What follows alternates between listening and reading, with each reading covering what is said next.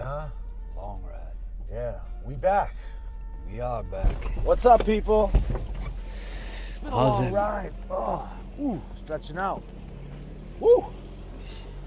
Back to that. We're back. We're live.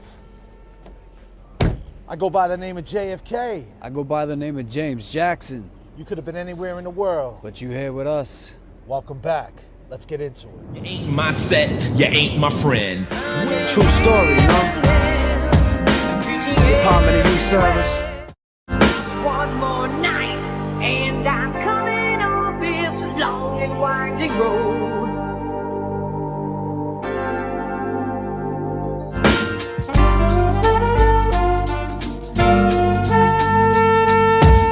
What?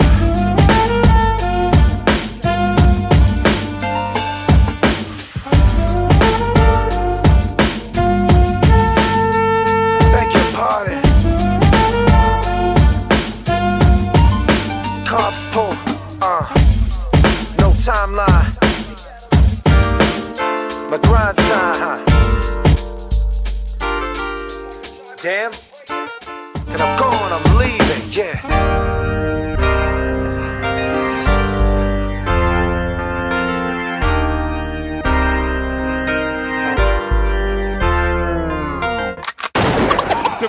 The rap J.F.K. The rap J.F.K.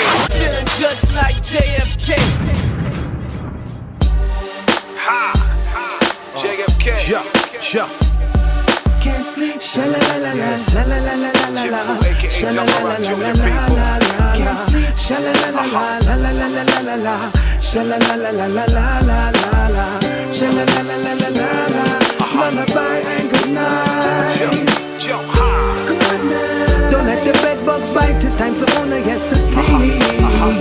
Good night. Sleep is the cousin of death. It's like you when you sleep. It's like you hold your breath. Good night. Daily I wake up on the wrong side of the bed and I hold my head. Ain't no time yes for lullabies. Cause if I can't sleep, the world stays up with me.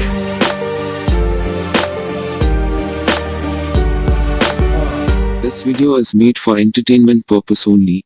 It doesn't mean to hurt any. And don't take it serious. So they see my pain, so they name drop, dry snitch, fucked in the game. The glam and the glitz, what's the price on fame? This crazy life of all. Yeah.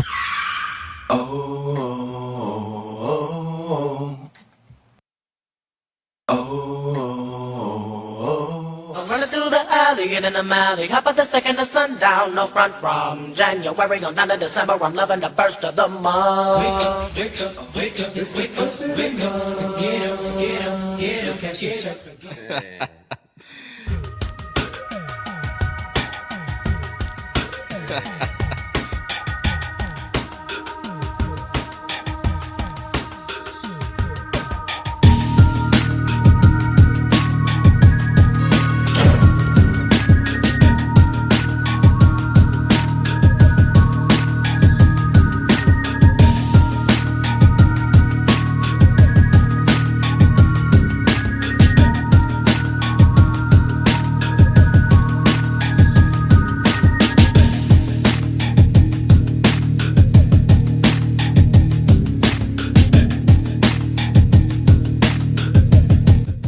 It's a persecution of Karen Reed.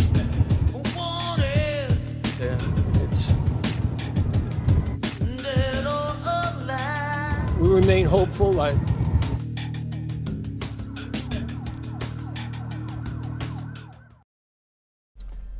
a long ride, huh? Long ride. Yeah, we back. We are back. What's up, people? It's been a long ride. Oh, stretching out. Woo! Back to that. We're back. We're live. I go by the name of J.F.K.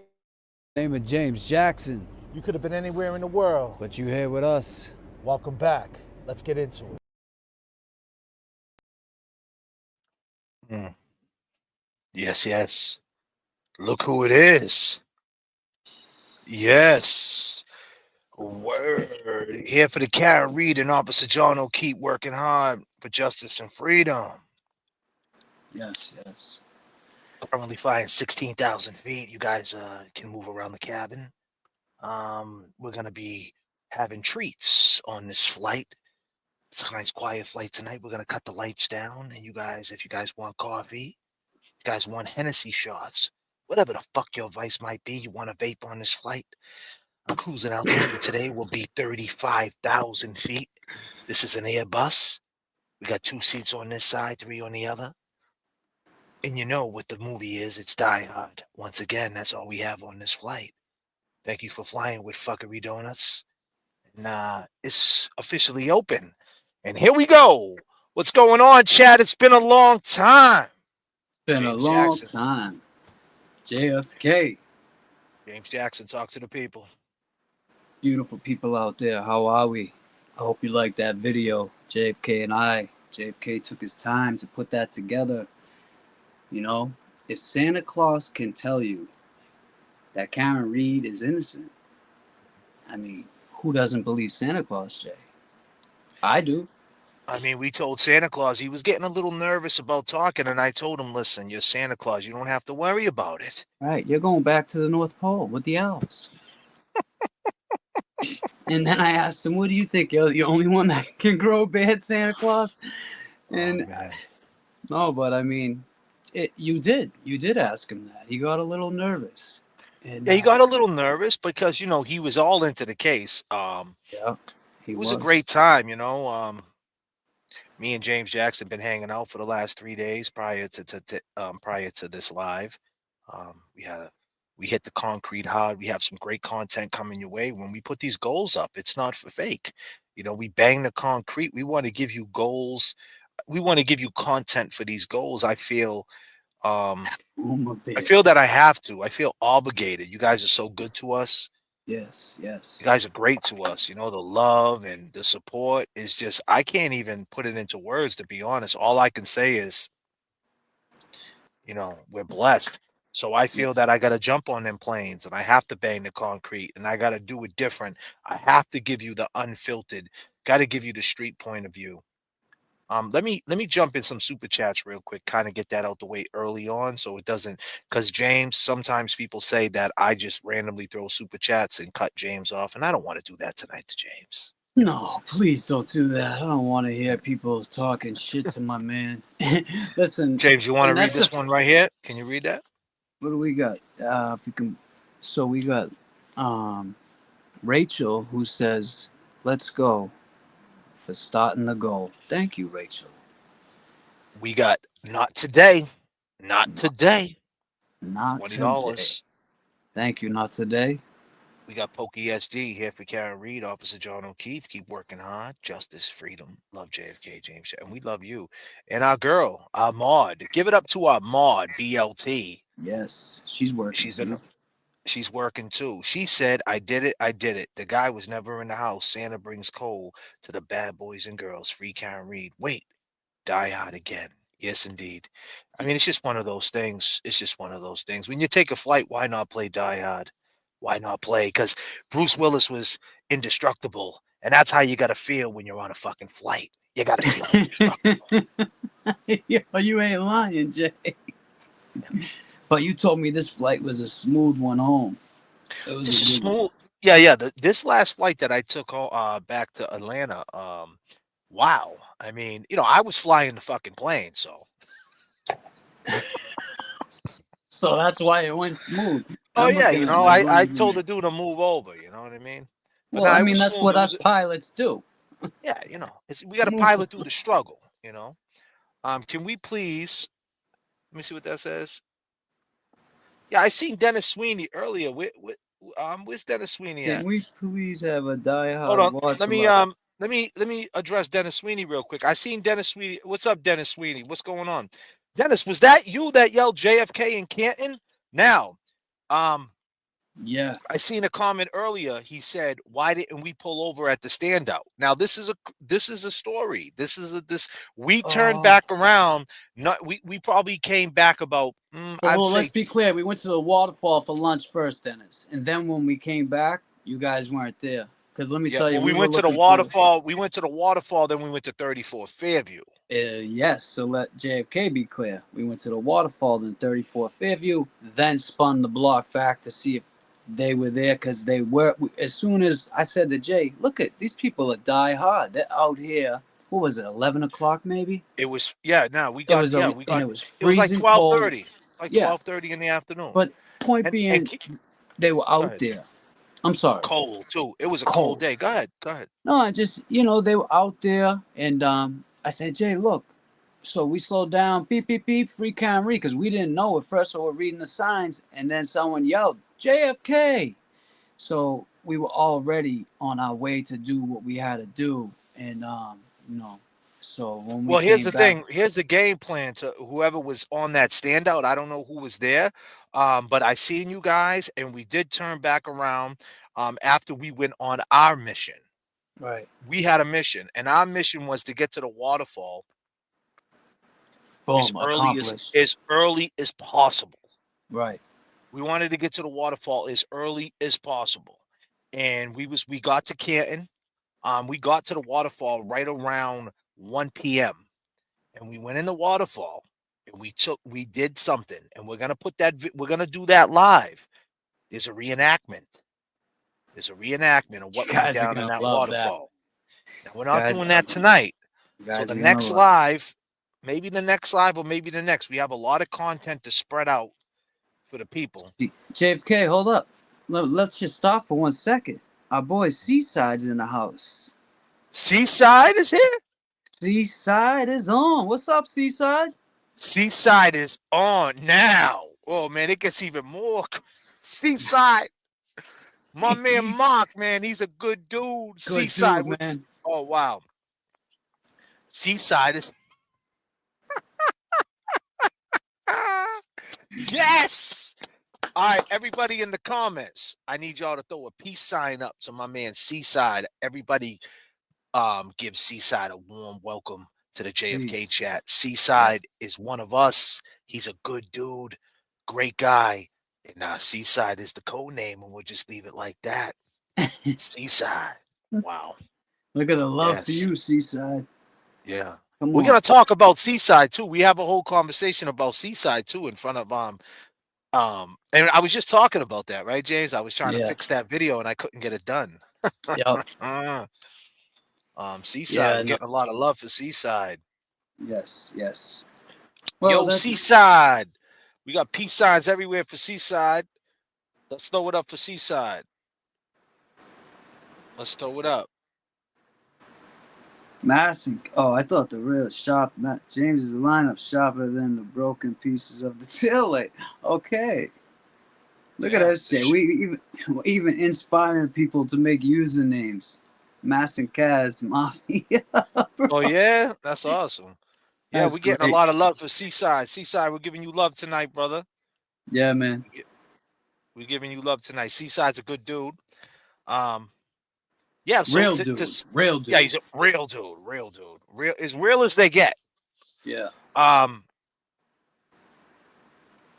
We just want to be careful what we say, but but the segue to Dennis Sweeney, I seen a comment. He said, "Why didn't we, pull up?"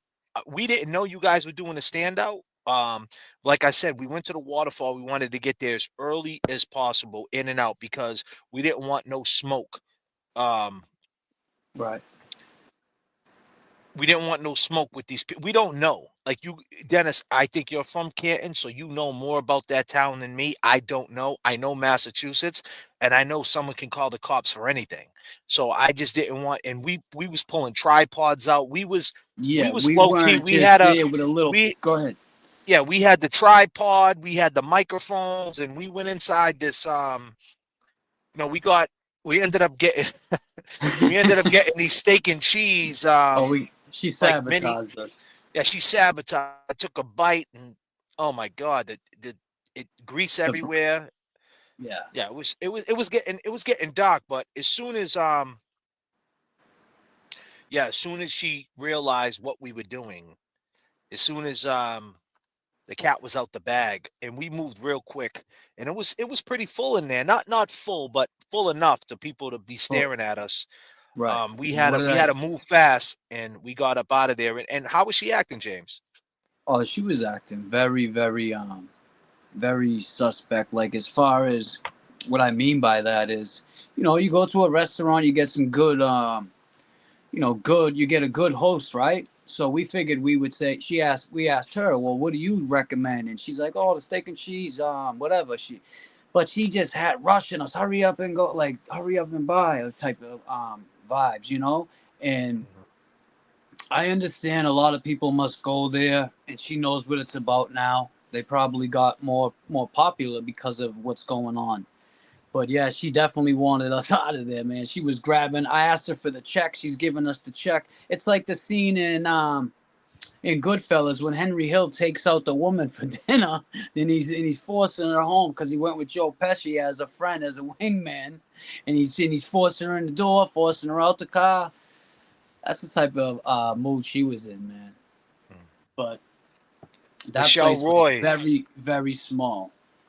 Very small. Michelle Roy, thank you for all that you do. I wish I knew you guys were in Lynn. I would have came down and said hello. Hope Center is good to you both. Peace and love. Justice for John O'Keefe and Karen Reed for sure. Yeah. I'm from Lynn, Michelle, if you didn't know. Yeah, we was in Lynn. So the first day when I was back in the Bean, we did the whole Boston thing. And that's another thing, Dennis, just to let you know. We was on a tight schedule because we had to get this content in. 48 hours. And we had, you got to understand too, we had only so much time of sunlight. Everything gets dark out there 4:30. So, 4 o'clock it starts getting dark. So we had an itinerary where we had to bang this out. We were moving real fast. We were 15,000 right over the skyline. You know what I mean? And we were trying to descend, down to 1,000 feet to land this bitch.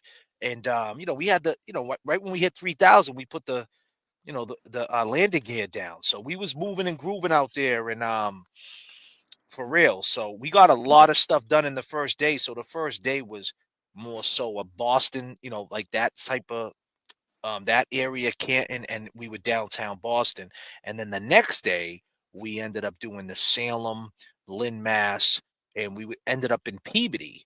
But let me back it up. So that day we ended up the Canton day. We went to Canton, we went to the Waterfall, then we went to Fairview. And now, how's that ride from the Waterfall to Fairview, James? Short.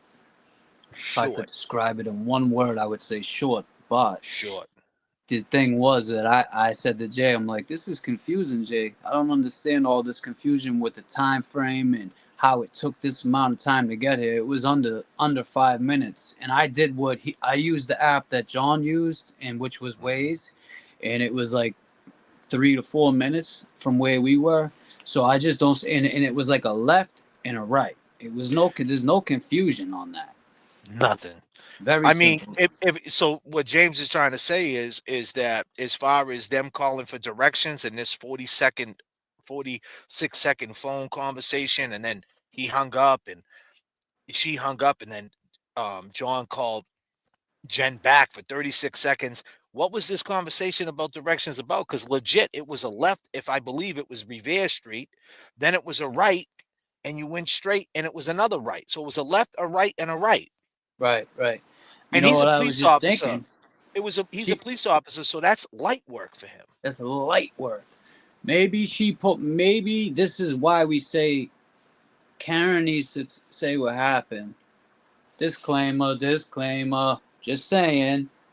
It would be nice if, that was said, because she could easily have just pulled over for 5 minutes and looked at John and said, are you serious? You really want to go there? And maybe that's why it took an extra 10 minutes to get there. But I'm telling you, from my experience now and JFK's experience, we went there and it only took us under 4 minutes from the Waterfall to get into the driveway of 34 Fairview. Mind you, we didn't just pull up. We pulled in. Oh yeah, we got all that footage. We're gonna give it to you. We was in the driveway. But what I also noticed at 34 Fairview was people are saying it's not a busy street. It kind of is a busy street. It's a cut through. Yeah. You know what I mean? It's a cut through. So it's like my street where I grew up. Exactly. It's a cut through street. So when he said it's a quiet street, not really. That street cuts through like another side of town. It takes you to the main drag where they were doing the standout at. Yep. So it is busy. It's a busy street. So that there's no way a car didn't drive by. My point, there's no way if John's body was there at 12:30 till 6 a.m., a car didn't drive by the street. It's impossible. Impossible, man. And we're 34 Fairview, and let me tell you again, people, the house is damn near at the end of the street where there's a like you I don't know how to explain it. I don't want to sound straight stupid. But it's at the end of the street to where it goes to the main street. So it's right at the end of the street. So when someone takes a left, they're right on the street. And the house is right there. It's not like they got to drive up a little bit. Right when you pull onto Fairview, 34 Fairview's right there. So Right, as you're turning on the street, if you move up a little bit, it's like that's the first thing you're gonna see is 34 Fairview. So if you're driving up the street, you know what I mean, and you take a left onto that street, your mind is like, oh, I just pulled on the street, and now your eyes are wide open, right? Because you just pulled onto a new street. So you're like, oh, I just went on this street, and now your eyes are wide open, and you would be your mind would be looking because you pulled on from a main street to another street, and that's like a main drag, and you would see them there. If that makes any sense, what I'm saying. Well, also too, Jay, when we pulled on there, if he had the Waze app, it said right away as soon as we turned on that street, you have arrived at your destination. So as soon as we hit the Fairview street, it said you had arrived at your destination on the right. And we look, I said, there's the house. So, yeah.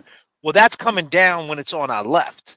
Now, what I'm saying is the way they pulled up, it was on their right, right? No, I think they did pull up when it was on their left, and they banged that U-turn.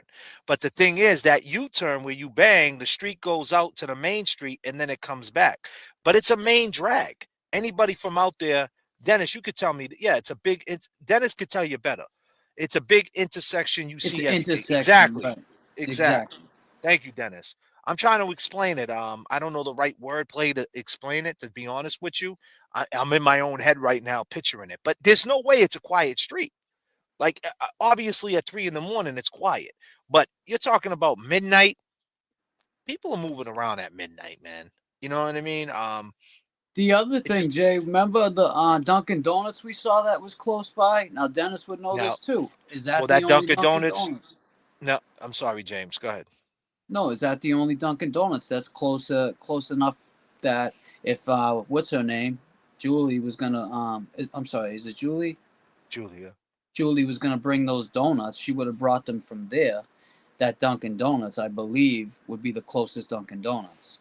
And that Dunkin' Donuts is on the main drag too. Yeah. And that's on the main drag too. By the look of that Dunkin' Donuts, to be real with you, I know this kind of sounds I'm not saying I'm a professional. Hold on a second, man. Hold on a minute. I gotta take this back. I gotta get it up to 25,000. All right, there's some turbulence in the chat. Gotta take it up to 22,000. All right, we got some turbulence. I'm gonna make it a little smoother. That Dunkin' Donuts, I'm not a Dunkin' Donut professional, right? But I'll tell you this. I don't think that Dunkin' Donuts is that important. Meaning, if that blizzard was hitting, I don't think it was open. Me personally, because some Dunkin' Donuts won't open. Just to where it's set up at and everything. It's not like it was in the city, it was in a town square. Like, you know, in the city, they're open because it's the city. This is in a town. I don't know, man, about that. I don't know about that either.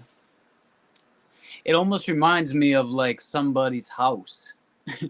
And they just made it look nice and they put a Dunkin' Donuts sign out front. It's like a real nice one. Dennis, you're saying it was deaf open, Rachel. How do you know? You know this Dunkin' Donuts? You know it? You know for a fact you was there that day? I'm just saying you're talking about pandemic time. That was 2022. The pandemic was still somewhat relevant, the pandemic. You know, workers and things like that. I just can't see like a lot of movement over there. That's right, you know Miss Jessica. Where's the Dunkin' Donuts receipt? Well, right, and they should go through the bank record for that. It would be right on your card. Now that's a big point right there. That is a great point, Jess. And that's why where's that at? Where's that at? That was Miss Jessica. She Miss said, Judge, the charge would be available to be. Yeah, hell yeah, it would be. yeah, Miss, absolutely. But right before that, she said, about the receipts, and I think that's a great point. that's a Um, great point. yeah.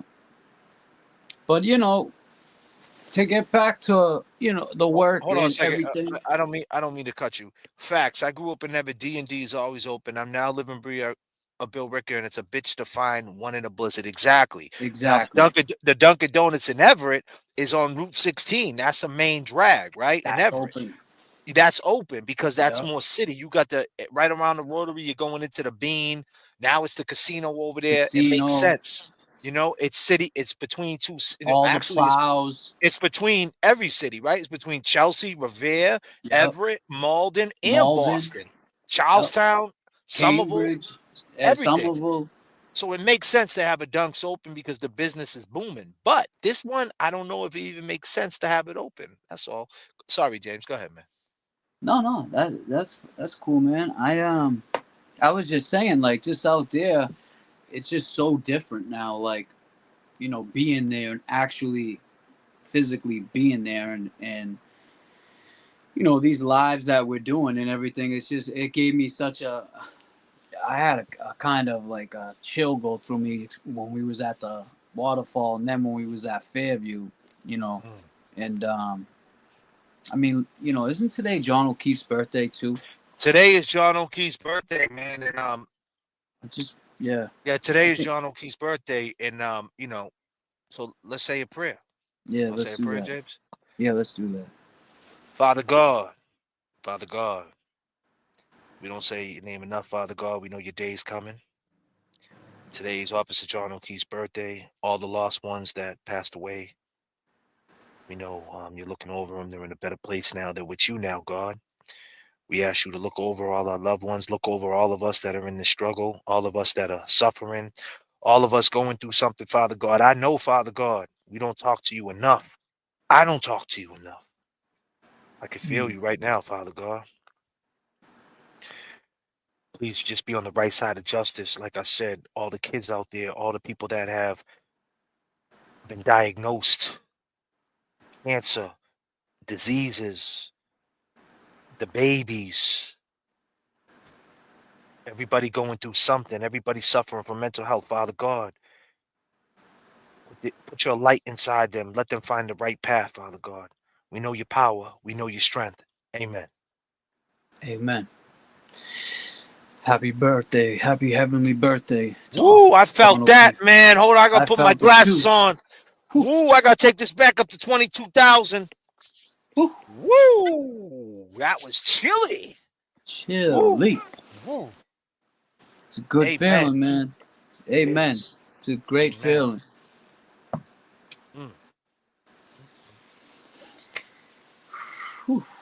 So yeah, man. That felt good, right, James? Yeah. Woo. Oh. We needed that. Yeah. In the title of this, in the description of this video, it says we hit the street and we live to tell it. And I'm telling you, when we hit the street out there, we hit it hard, man. And we know a lot of people, me and James. There's not too many places we don't go and people don't know us. I'm talking about town to town, city to city. People know us, and that's just from my street reputation. Never mind this internet shit that you got the JFK side of things, and now you got this Karen Reed thing, and it's getting spooky. It's getting spooky. It's getting real spooky out there. So we was at the Waterfall, James, and you were telling me you were feeling crazy because that was the last place John O'Keefe, well, one of the last places John O'Keefe was, Yeah, I was before he was murdered. And murdered. You and I was having a conversation, and the table over to the left, the table to... Now, this is another thing, too. John O'Keefe, where he was standing, he had that whole place on lock with his eyes, his peripheral vision, everything. He had that whole joint on lock because Very it's small. not that big. Very small. And there's no way. Now, we were talking. Go ahead. What were you going to say? Yeah, and I said to Jay, I feel like these people can hear us. And we were talking just like this. I said, I feel like they can hear us. And they could, too. Yeah, and they could. So there's no way that no one didn't hear the shit going on at the door. There's just no way. And it's not possible. far from the door. Like the table and the door is so close. So close. So close. It's insane. Like when you go in there, like I don't know, the video, it makes it look like there's some space. So when you see Jennifer McCabe, because Jennifer McCabe is running from the Pipples, which is Brian Higgins, Big Bad Brian A, and Chris Albert. She's running. The only reason why you don't see her in the video because the timestamp, but she's going from them to John Hustle. O'Keefe, Back right? to And John O'Keefe. even if she's in the middle, even if she was in the middle of them, like between them, she could hear everything. Even The if she thing was is- outside on the roof, Yeah, she's hearing very small. So very that's why you see her running around like that. When if you guys are familiar with the video, she's like flicking her hair, she's moving around. She knows what's going down. Jen McCabe knew what was going down. And that's why that was that 40-second phone call. And the reason why we speak on the Waterfall so much, because we know John O'Keefe got his ass whooped. And unfortunately, these people just didn't fight him. They jumped him. They hurt him. And he ended up dying because these dudes are idiots. All right. Yeah, and that's what him. happened. And it You know. started at the Waterfall. Period.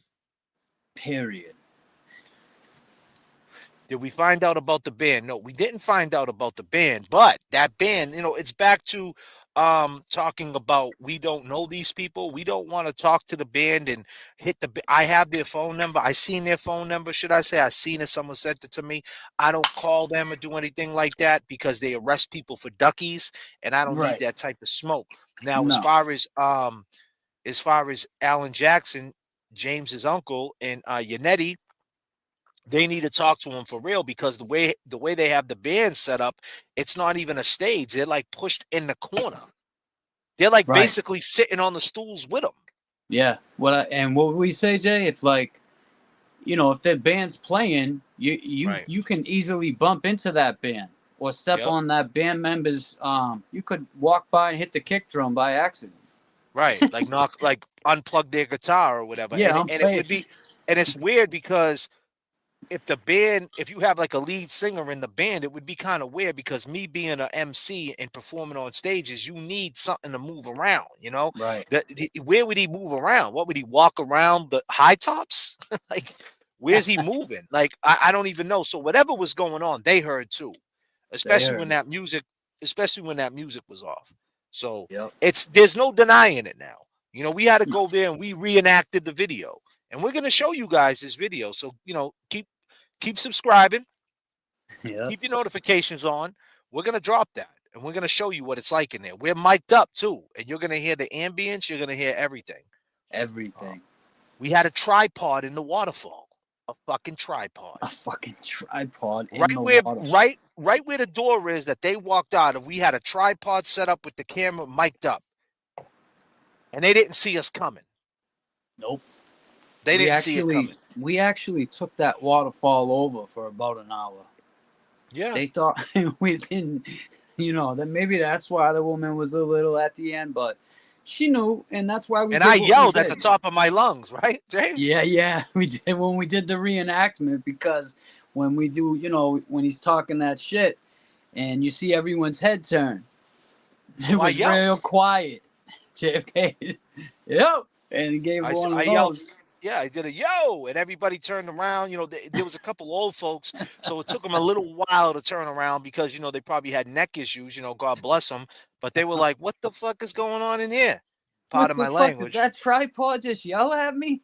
Yeah, and once they had peep game, they wasn't really feeling the vibes because they knew what it was. And who knows? Maybe they knew who we was. I don't know. You know what I mean? They maybe know who my uncle is. I don't know. He's a famous guy.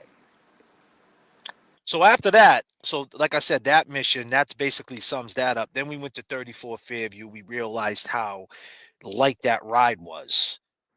Like honestly, if James was at 34 Fairview and called me and I called him from the Waterfall, and he said, "How do I get there?" And this was 1995, and there was no such thing as Waze and all the good shit we got now. And this was in the 90s. Hey, just take a left on Revere Street, take a right, then take a right. Can't miss it. Can't miss That it. quick. So I just don't understand. Like the direction thing ain't making any sense because one thing we know, he put it in the Navy. So why does he need directions for one? And for two, even if he did ask for directions, it's so easy. If you did give them to him, that's exactly what it would be. Take a left, take a right, and take a right. That's it. It's that easy. So what was the conversation for 46 seconds and 36 seconds? So, and after seeing Jen McCabe in that bar, air hustle and everything, obviously the conversation has something to do with what was happening at the waterfall. Right. Now, yeah, it's wild. You know, one can only assume that Karen just pulled over to look at John and say, "You really want to go here and do this right now?" And that's the shit that, you know, needs to, in disclaimer, that's the shit that needs, I believe, that needs to be said. You know, what was going on from there. But, you know, that's just what I think. Because I definitely think there was some shit said. She got time to come out that courthouse, man, when their microphones are on. Yeah. And I think that she's been listening to us. And I'm gonna put it in the universe right now. I think one day Karen Reed's gonna walk off them stairs and look right into them cameras and say, yap, yap. Go look at that waterfall video. I think she's gonna say it. Because this is what's happening here, people. We're not saying that because this is like what we, this is kind of like our lane. We talk about the waterfall so much. We're saying it because this is the defense that they're going to go with. And the problem is Hank Brennan's going to say, right, just like all the people on the other side keep saying, well, Karen never mentioned it, so okay, but we did see Karen's back to it. Now, I kind of got a different point of view about it. Do you think Karen heard it? Yes. Oh, heard what was going on in the waterfall? Yeah, do you think so now? Yes, After being there? I think she definitely might, heard something that was going on, but to her defense, she was in mid conversation with Karina, and so she could have blocked it out because she didn't want to hear, if that makes any sense. Like, she knew what was being said, so she kind of was like, because John had mentioned to her days prior, or that the day prior, are you guys hooking up, in one of the text messages.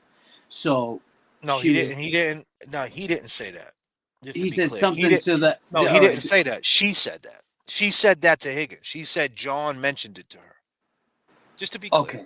Just to be. She said John mentioned it to her, which we don't know if that's true or not, though. You know what I mean? To be fair, we don't know if she just said that to Higgins to see his reaction. Now, I'm not saying she was lying, but we don't know that. I would assume that he did feel the energy. He's a police officer. I'm sure he's not a dumb guy, being around the Boston streets or any inner city streets. He's not stupid. But any inner city. But yeah, it was wild, man, being out there. I don't know if Karen seen John doing the heel toe thing. He was behind it. Yeah, we're not saying that, but they were in front of him. I mean, but the Pipples were right in front of her. There's no way she didn't keep her eye on Higgins. Like if you went to this guy's house, and disclaimer,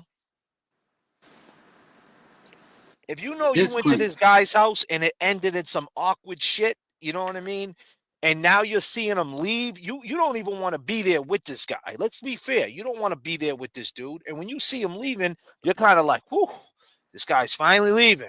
Thank God. And then you see, he's gone. Yeah, thank God he's leaving. But now he stops and he's throwing up his arms. So, yeah, she had her back towards John, but right in front of her was Higgins. And like I told you, that bar's real small. Right. And like I said, Karen's not a criminal. So Karen might think in her mind, or thought in her mind. This is not what she might not be thinking now. Like I said, we're talking Karen 2022. We're not talking Karen 2024 going into 2025. So let's be clear. Them are two different times, spaces in time.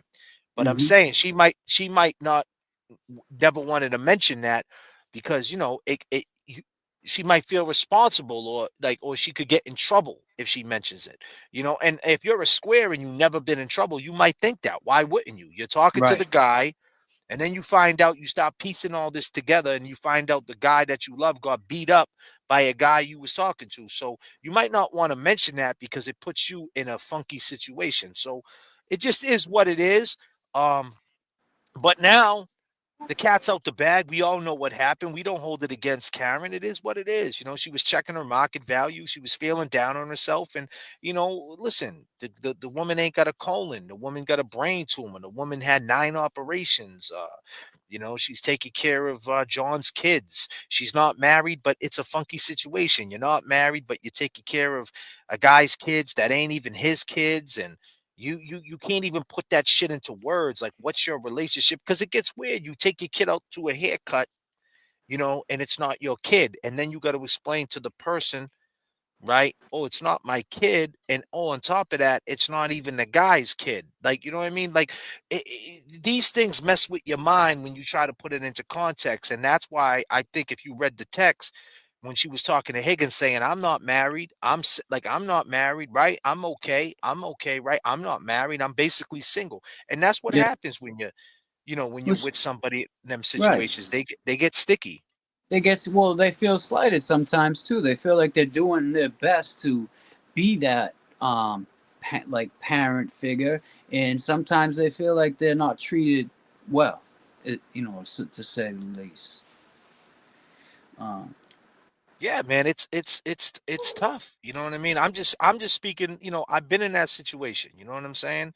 When you get with a girl that has a kid, it's a it comes with the package, right? You know what I mean? But you know, you could be a stepdad for a long time, and then you break up with that girl. Let's keep it real. Say you're a stepdad, right? hmm And you're with a girl for 10 years, and you met the hmm girl, and the kid was 4 years old, and you're with her for 10 years. Now the kid's 14. But you break up with the girl. Guess what? Chances are you won't be in that kid's life anymore. well, that's a fact, and I can go off of that and let you know. As you know, my girl, I met her son when he was 4 months. Mm, His birthday was December 1st, I believe, and he is like 8 now, and I haven't seen mhm. him since he was 7. It's been a year, and unfortunately, that's just the way things are, you know. But he is safe. He's with his dad, and you know, that's a good thing. So, but yeah, do I miss him? I miss him. Um, but as we know, I have my son, and I have things like, you know, that's important for me to take care of right now. So Well, I can agree yeah, go with you ahead, on James. that. I can Yeah, I agree mean, with you on that. yeah, James, we both been in that situation. You know what I'm saying? And you know, we It's seen a it so tough. many times, man. And you know, to put it into, it's neighborhood shit. This happens neighborhood to neighborhood. Doesn't matter if you're from Chi-Town. It doesn't matter if you're from Tampa. It doesn't matter if you're from Brooklyn, Boston, or you're from a little town in Vermont. This type of shit happens every day. And you got to really think about it when you get in these relationships, because things could get funky really quick. And then, you know, and if you get emotionally attached, you can't look past it. You know, it becomes an anchor. The shit will mess up your whole flow. Mm. Read that for me, James, real quick. You got that on lock right there? You want to read that to the Yeah. people? So that who is that from? Renee Roxy. I had a theory that John peeked. John peeked in. The dog attacked him. John punched or kicked the dog, and it started a fight, and that led to everything else. Hmm. Well, did you throw up a disclaimer at the end? Oh, I thought that was a disclaimer emoji. I'm sorry. Um, We need one of those. yeah, straight I up. can make one. I can make one for this channel if you remember too. That'd Yeah. be dope. That's a good idea. Yeah, go ahead. So, I mean, anything's possible, I guess, but I think it was kind of more on site. The fight. I don't think, if anything, I, I think that happened maybe during the fight or maybe when John was being moved. I don't know. I just don't think that was the first thing that happened. But I could be wrong. You know, you could be right. I say anything's possible with that because we don't know, right? Mhm. The One, one thing we know for sure is that we don't know. BLT, our mods in the house. BLT, BLT, brave little toaster. brave BLT. little toaster. JFK and James, do you guys have any feelings one way or another if John and Jen was sipping horizontal refreshments on the side, knocking boots, glazing the frozen donuts? Were they banging? Do I think they were bang? Blazing the frozen. is crazy, bro. Hold on a minute. I think we got to throw. I think disclaimer. BLT, you trying to get us canceled? There's turbulence in the chat. Oh shit, BLT. What's going on? I gotta take this back up to 20,000. It's a bumpy ride, man. At 16,000. Yeah, man. I got to. I'm about to try to drop the 3,000 and land this bitch, man. I gotta go back up and circle the block. Yeah. God damn, BLT. Damn, BLT. It's like that. I mean, shit. Do we think that? Was that waterfall after? Was that waterfall after? Sorry, Forest Dump. Forest. Oh, dude, what is going on? Was that the waterfall after Ducky?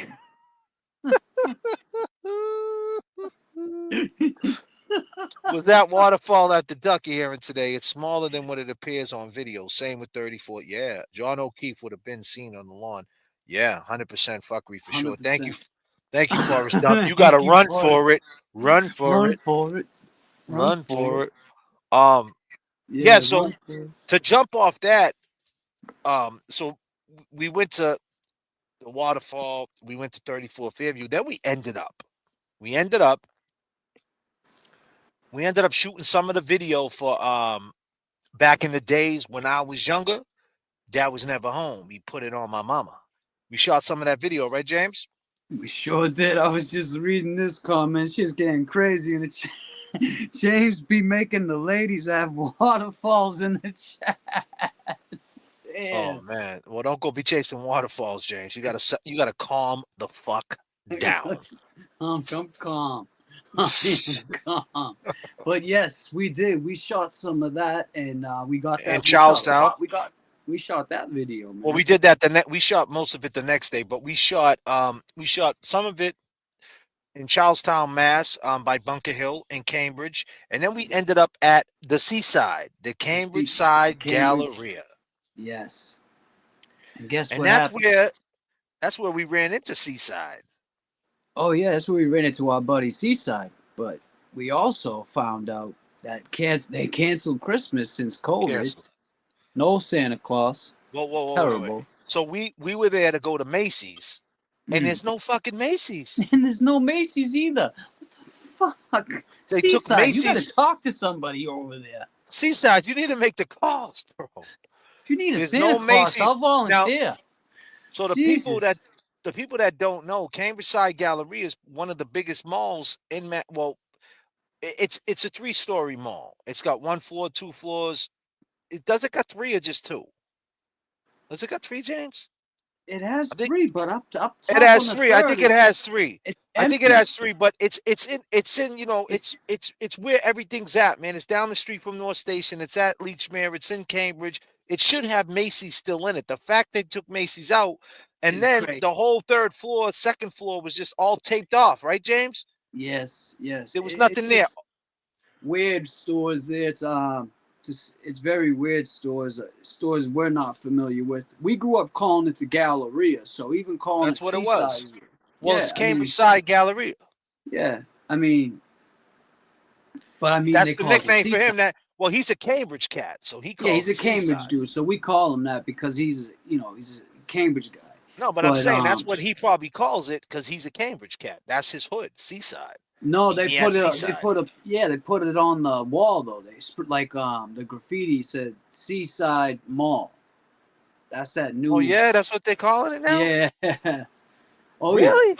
Yeah. Because when we said I thought it was so they flipped it. Yeah, when homie was looking for his nickname, he looked over like this and said, "Oh, call me Seaside."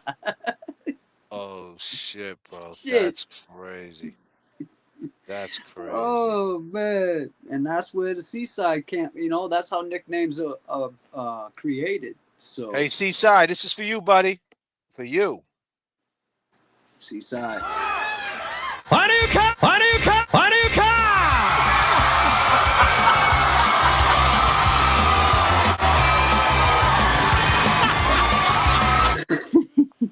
Fuckery Donuts is now open.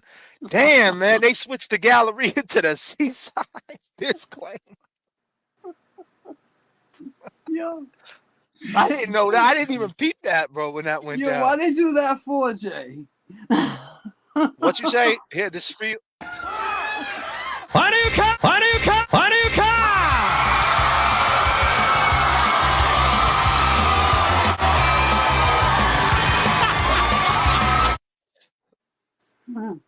Oh shit! Yo, man, that shit's wild, man. So we talked to Seaside. He's a Cambridge cat. Yeah, man, he's a good dude, man. Good dude. He's a good dude, and he knew Higgins. Yeah, he did. Now, keep in mind, people, Brian Higgins is a Cambridge dude. Brian Higgins knows about the Seaside. Mm-hmm. And guess what, Higgins? We know about you. We know all about you, Higgins. We know this has been your whole way of getting down with dudes and ladies since high school, man. You've been a scumbag from day one, ever since it was the Cambridge Side Galleria. And Higgins, we got something. We got Higgins, something for you, buddy. Why do you come? Why do you come? Why do you come?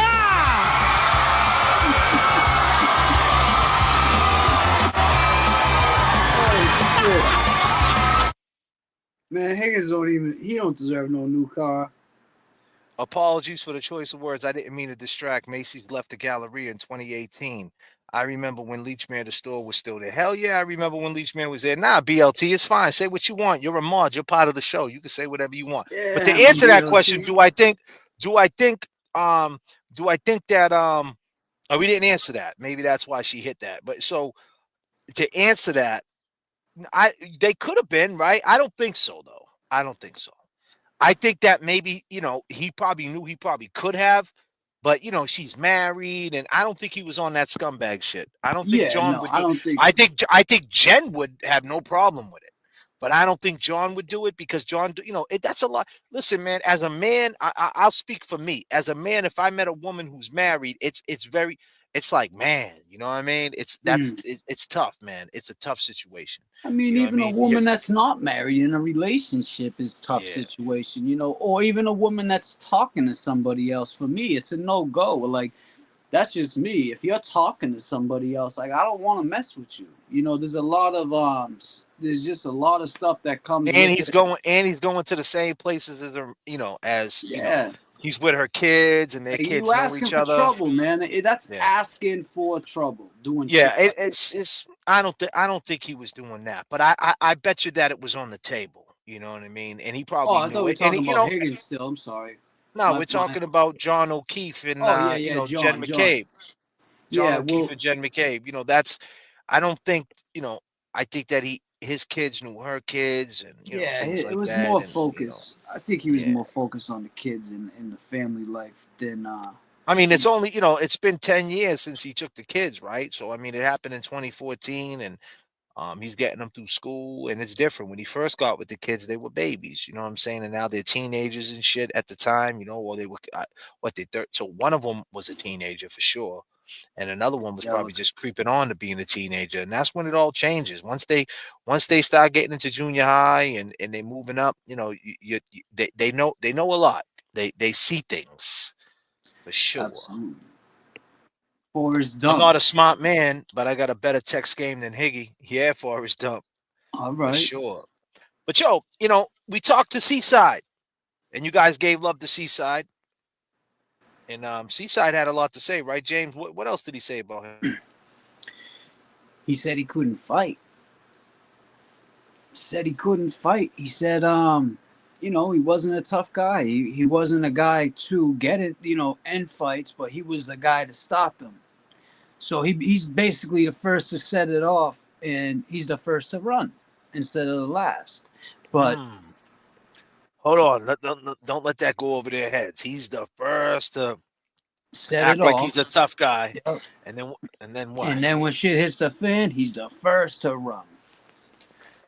So that's what we learned about Higgins. And if you're watching Higgins, that's some real sucker shit, man. Real sucker shit. Mm-hmm. And he was adamant that He was adamant that Colin had something to do with it, right? Absolutely. Seaside? He was. And, you know, unfortunately, I looked at him and said, you know, why do you think this just goes on? You know, why do you think that people let, like, police officers, you know, other, you know, Canton, Hold your thought for 1 second. Yo, Higgins, you know what we think of you, buddy? And this is You're so full of shit. Higgins. You're so full of shit. Fuckery Donuts. You're so full of shit.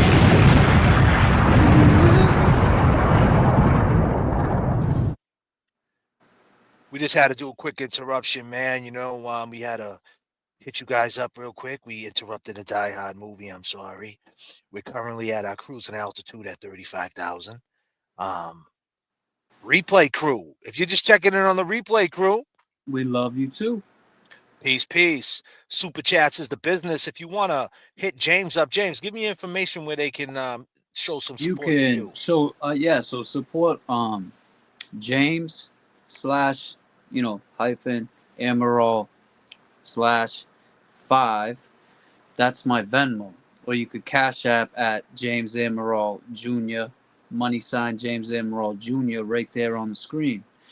I appreciate the love. I appreciate everybody. At the end of this, I'd like to read some of the people that Jada sent some money, because it's only right. It's only fair. I mean, I was blessed to have some support, you know, over Thanksgiving. I talked about on my lives. If you want to check it out on the lives I did, you know what had happened. We had a couple good lives while we was on the mission. As we was moving and grooving, we snuck in some good lives. And that's go to James Jackson's channel right now. You could check it out. He has it right here. Let me just take this down. You can look right there. James Jackson, JKSN, James Jackson. He's right there. He's blown up. Check it out. We got some cool lives over there that you might want to check out. Well, we actually did one at the North Shore Mall. And the thing about Seaside, before I forget, they canceled Christmas because there wasn't even no Santa Claus in the Seaside. No, but guess what, Seaside? That didn't stop us from finding Santa. Because we needed to find Santa. We needed. And with that being said, let's take it real quick. So James, before we end this live, James is gonna touch upon some people who supported him with his mission. Some things happened to James on Thanksgiving Day. Horrible things. People, ladies and gentlemen, be clear. James went through something very horrible on Thanksgiving. More corruption. This is just Massachusetts court system. I mean, this shit happens. It's so horrifying. It's so horrifying because it pisses me off that he had to go through that because he was such on a high where he's been lately. And as his friend, I knew he was on a high. And then it brought him so down. Luckily, it worked out where I came into town and I kind of picked him. I picked him back up because if I wasn't in town, I don't know. James was flying like 3,000 feet. And, we had to get him back up to cruising altitude at 26,000. So he's good now, but he went through some shit. So like I said, go to his page, check out the lives that at James Jackson did. I'm in a couple of them. It's the one when we're cruising in the vehicle. We're in the SL 500, the Tupac, the 96. It's like, nothing but a gangster party. And we was out there just cruising down 95. And check that live out, and James breaks down the whole story. But we'll get to that a little bit before we wrap this up. But let me just say, let's take it to my man Jimmy real quick. Let's take it to the Lynn, Massachusetts real quick, my man. And I talked to him about Beverly Cannoni. I asked him what he thought about Beverly Cannoni and the court system. Let's hear what Jimmy from Lynn, Jimmy T from Lynn, ladies and gentlemen. I had a quick little interview with him, and this is cool, man. It gives you some insight what he had to say about some situations. Yes. Check this out. Shout out Jimmy T from the LYNN. Let me just pull this up.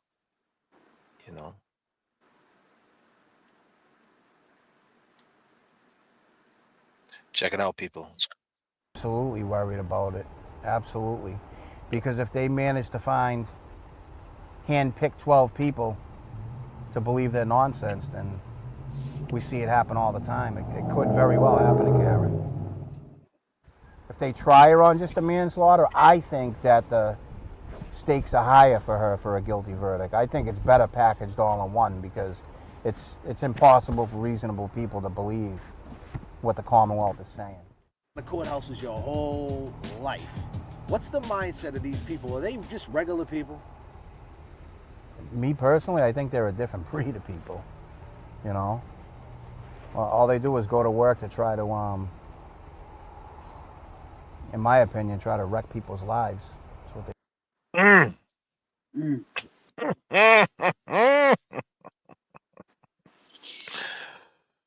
Woo!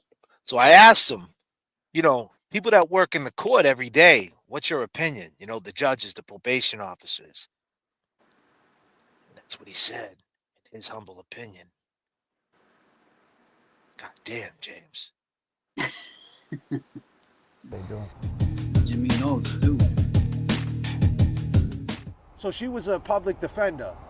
Now I'm talking here about good old Beverly Cannoni. There she is, people. She was a public defender, aka a public pretender.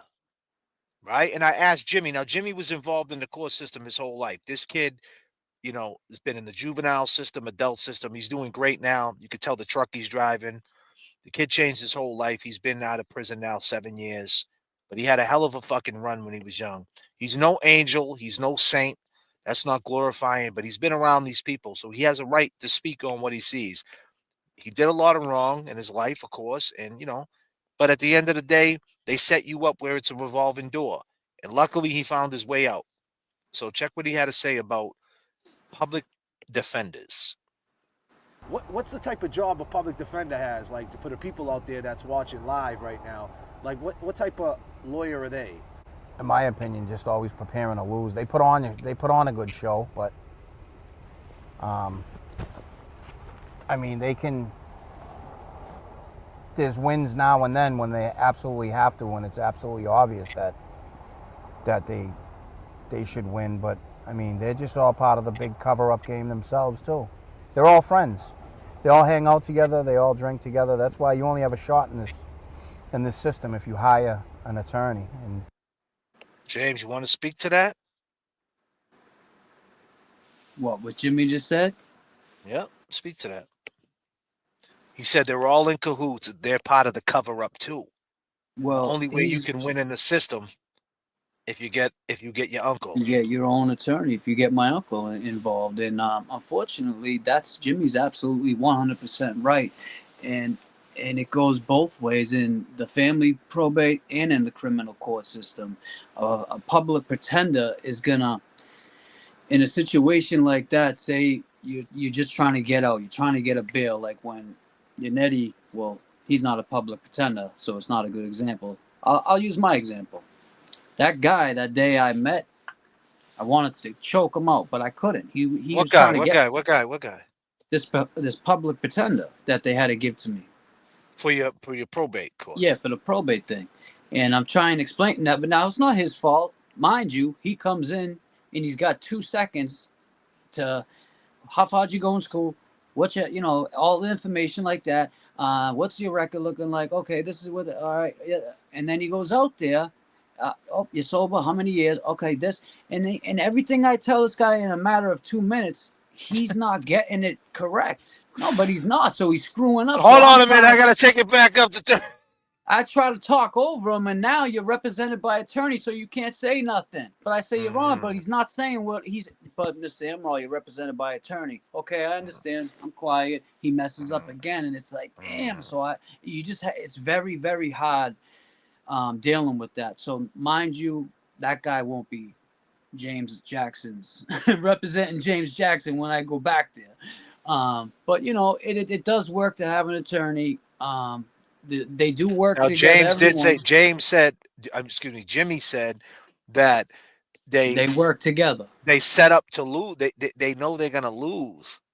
Yeah, that's what they set up for. Like, they know. Yeah, if the case is like a complicated one, they're definitely. But if it's one that is obvious, like Jimmy said, they'll fight it. But he's 100% right. Just You do need an attorney. You think that she wants to have a revenge tour, so to speak, and show Karen how dark it could get in Superior Court? Do you think that's her motive, or she's thinking like that? I mean, I definitely think she doesn't like Karen. I mean, it's obvious when they were deliberating back there, and she said something to Karen like, "You think this is funny, Miss Reed?" Like, she definitely has it out for Karen, and she's definitely jealous of Karen. Karen's before all this, she was a beautiful, professional, successful woman, you know. So she's probably jealous of Karen from all angles, and just wants to see her in prison for the rest of her life, and she can't wait to do it to her. But I don't think she's going to get that chance. Nice. Nope. Not today. No. No, no, Canoni. You're so full of shit. Canoni. You're so full of shit. You're so full of shit.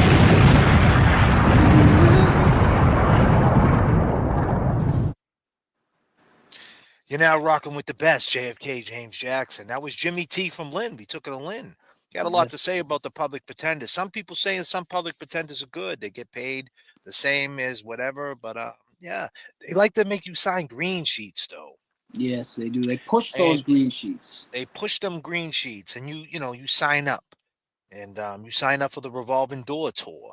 The revolving door tour. But yeah, we also. So we talked about the Seaside, aka the Galleria, and we talked to Seaside. Seaside told us that. Let me see. JFK, do you know the Gallant Village from the great city of Lynn? I don't know off the bat. I don't know.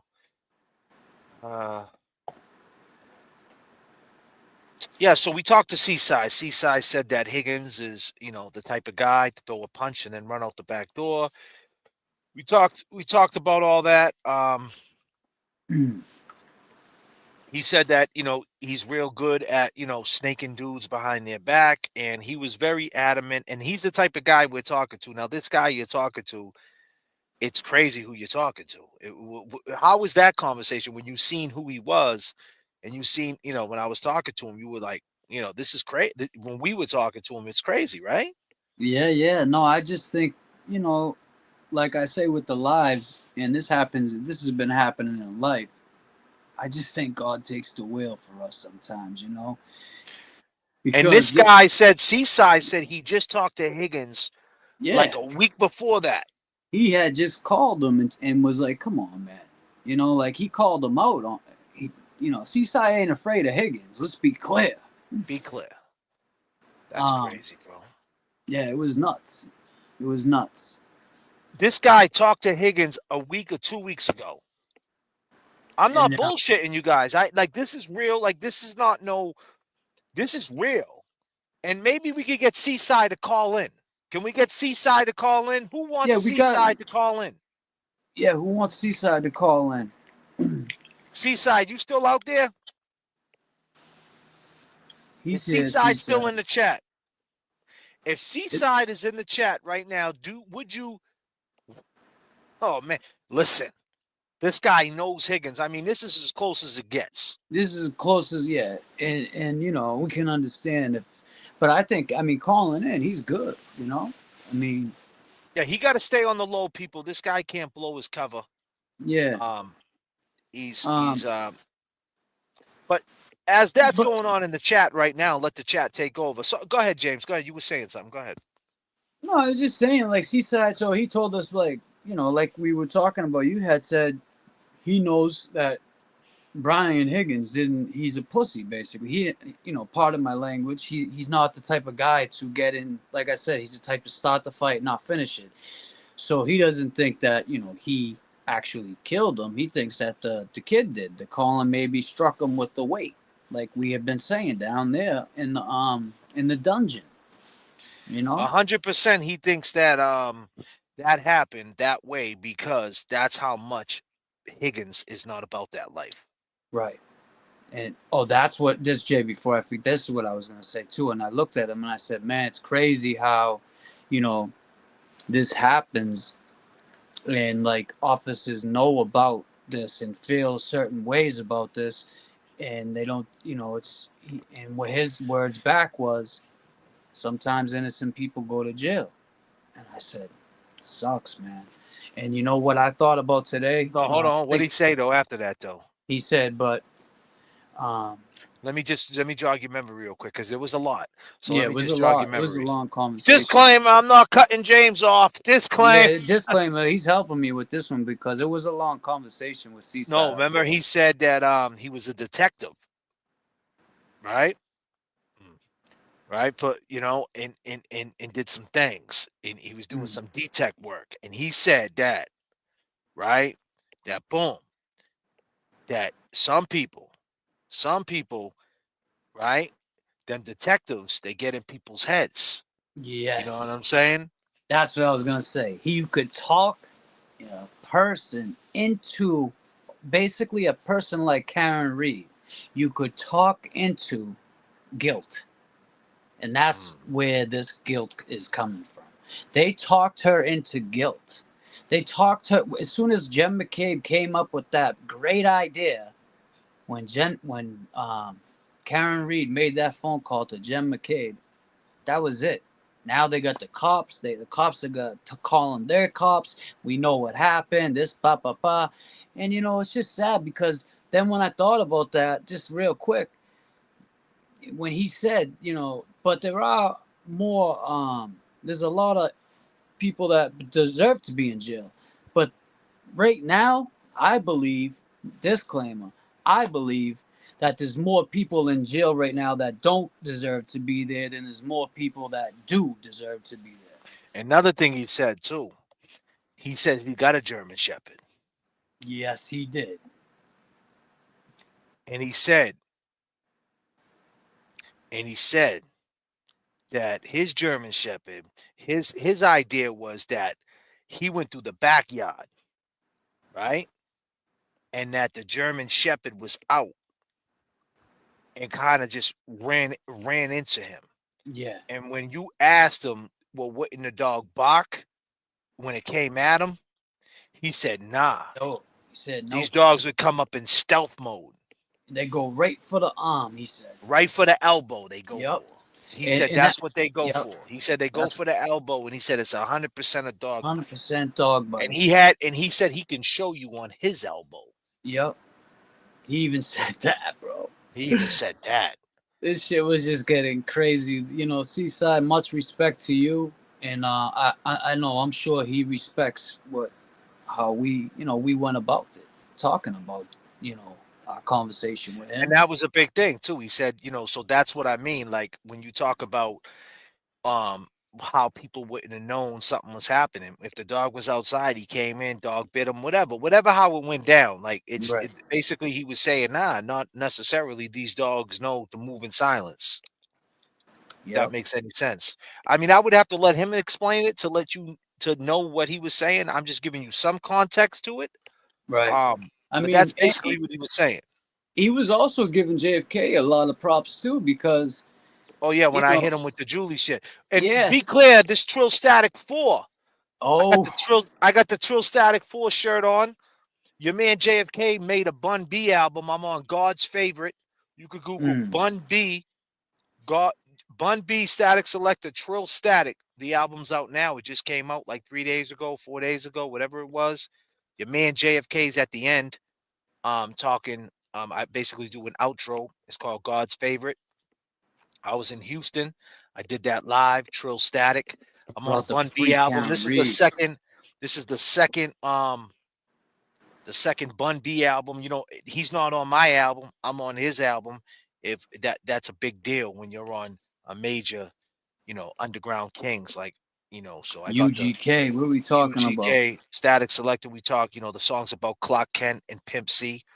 We actually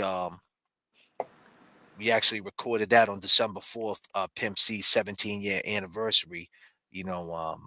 Big Pimpin', Spending Cheese, that guy, that song he's on, one of the big songs. So definitely an accomplishment, man. Just late in the game, still doing this shit and being a part of these crazy studio sessions is a blessing, It's been a crazy couple days. But with that being said, let's take them down. Let's Thank you, take Standing them. Stone. Hey, JFK, JFK, much gentlemen. I appreciate that, Standing Stones. We love you too. We love all you in the chat, man. And that's the thing. Just to segue real quick off of the God part. You know, like that's stuff that happened to me. I was walking a dog today, Jay, and I'm thinking that happened. I thank God that happened for a reason. You know, because that's the only way I can look at it. I have to look at it as a Well, I'm positive. gonna be Right? real. If he's in the chat, right? I'm gonna be real. This is what really happened, right? I don't want to give too much away, but the fact that we ended up talking to Seaside because we felt something going on. I can't really give it away, but we felt so. We went into the food pavilion, Mm. and the food pavilion looks like Miami at the Galleria. Right. They redid this whole food pavilion. So your man JFK got some Vietnamese shit. You know what I mean? Yeah, me Guacamole too. I got and sick from that food, man. They put yeah, way you too got much paprika. That's what I think. They just put a. I think the cover must have came off when he was dumping it in. yeah. You know, and it just, oh, it was nasty, man. I got a whole spoonful of that shit. Messed my stomach all up. You're so full of shit. No, You're so full of shit. Disclaimer. You're so disclaimer. full I was so of petty, shit. Fuckery Donuts is now open. Straight up. Yes. Man, poor James was hurting at the I rest of was that hurting night. bad. And it Yeah. was cold as shit out. Oh yeah, it was, man. Man, it But was cold as hell. And we was out there. So with that being said, so that's the type of night we was having. So when we was in the food pavilion just chilling, now we're walking around. We're trying to see Santa Claus. We're trying to go to Macy's. We're trying to catch the Christmas spirit. You know what I mean? We're trying to throw a couple things in the bag, legally that is. And there's no Macy's. And then we ended up walking up to now. The craziest part about it is inside this mall, they have where Santa Claus would be. They have it set up, right? Yeah. They have it set up like he's sitting there. So we're like, yo, is Santa coming back? Yeah, so we thought they were lying. Yeah, so after that happened, we felt like things were being weird. And come to find out, the person in Seaside knew who we was. So Seaside knew who we was. Because I don't want to give too much away, but he knew who we was, and that's crazy. He was like, "Oh, I seen your lives." Yeah, He knew about. He knew. He knew, and it gives you some perspective. And you said, "Well, you know what? Yeah. Yeah. We got to Seaside. keep. If Seaside is in the chat still, and Seaside, if you watch this on the replay, if you're willing to call in and give us some perspective on Higgins and give us his character, this would be great for my people and for the whole community because people talk about Higgins, but this guy actually knows Higgins, and you can't deny it. It's a fact. He's a Cambridge boy, and so ain't Higgins. Because that's the first thing I asked: is Higgins a Cambridge dude? He said, "Yeah." So Higgins is out. Higgins, if you're watching, you're in the bridge. The bridge is over. The bridge is over. Brapa. Yeah, man. They ain't respecting you in your hometown, buddy. I could tell you that, pal. They're not They're not respecting what you did. You did John O'Keefe dirty. Dirty like them bathrooms at the Seaside. So yeah, I didn't use them. The whole chat. I had to go to use the bathroom there. Yeah, he was full of shit for real. Poor kid. Poor shit. But yeah, so there was no Santa Claus, right? No Santa Claus. But we ended up going to the North Shore Mall and we found Santa. We sure did. So do you believe she's guilty or not guilty? She left him there, but then he was all beaten. Wait a minute. Oh yeah, okay. James, you were talking to Santa Claus? I love Santa Claus. Yeah, of course I was talking to Santa Claus. James, is that the real fucking Santa? That's the real Santa. He thinks Karen Reed's not guilty?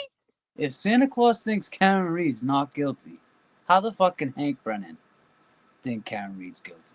How can anybody think Karen Reed was he on a sleigh? Look at the sleigh he was on. Is that my present, the green one for AGE, all green everything? I think so. It's a green box. And look at Santa's beard looking sharp. That's a real beard, ladies and gentlemen. That's no fake beard. So you knew who Karen Reed was? Yes, he did. Karen, if you're watching, Santa knows who you are. You And he better knows the watch Commonwealth. out. You better better not pout. cry. You better not pout. I'm telling you why. Come on. Santa Santa Claus is coming. For justice. Yeah, man, he wants justice for Karen Reed. Karen, he knows when you've been sleeping. He knows when you've been awake. Commonwealth, you better be good for goodness sake. Brennan, Hank, you're Beetlejuice, but this is fucking Santa Claus. What do you think? The only one with what do you think? The only one with fucking 12 reindeers? So oh shit. So wait a minute. So you mean to tell me JFK? Wait a minute. Wait a minute.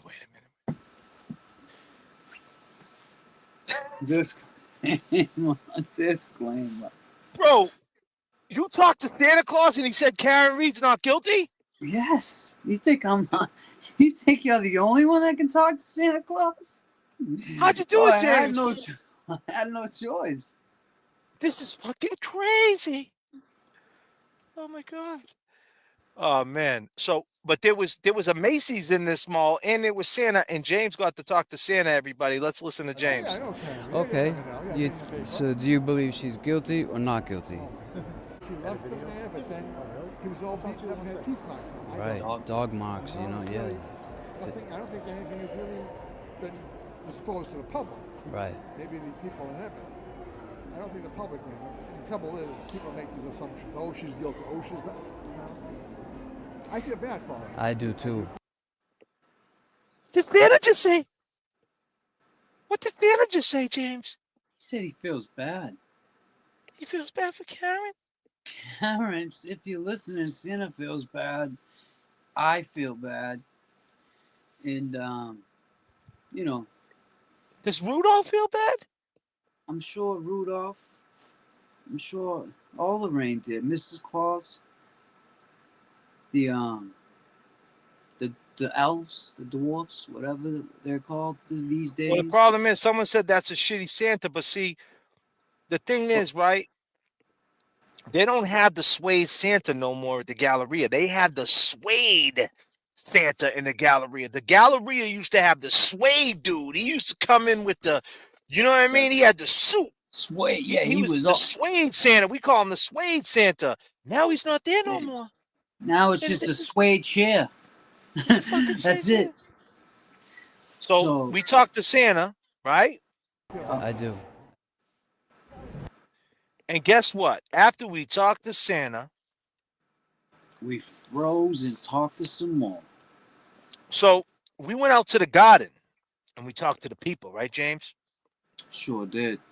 It was hard trying to get them to stop and talk. I mean, they was running to their cars. It was so cold out. It was freezing. The wind was blowing. Yeah. The tripod. We had a maneuver. We had to maneuver the tripod to stay in position. We had a good tripod. Shout out B. Gave us a nice one. Shout out. Yep. But you know what? This was the Bucks versus Celtics, 12-6, 2024.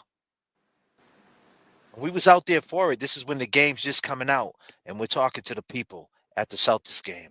Live, 20-degree weather. James Jackson on the ground. JFK. Not guilty. Yes, not guilty. Not guilty. We got a not guilty. Is Karen Reed guilty or not guilty? Who? Karen Reed. Not guilty. Not guilty. Wait a minute. It's not guilty.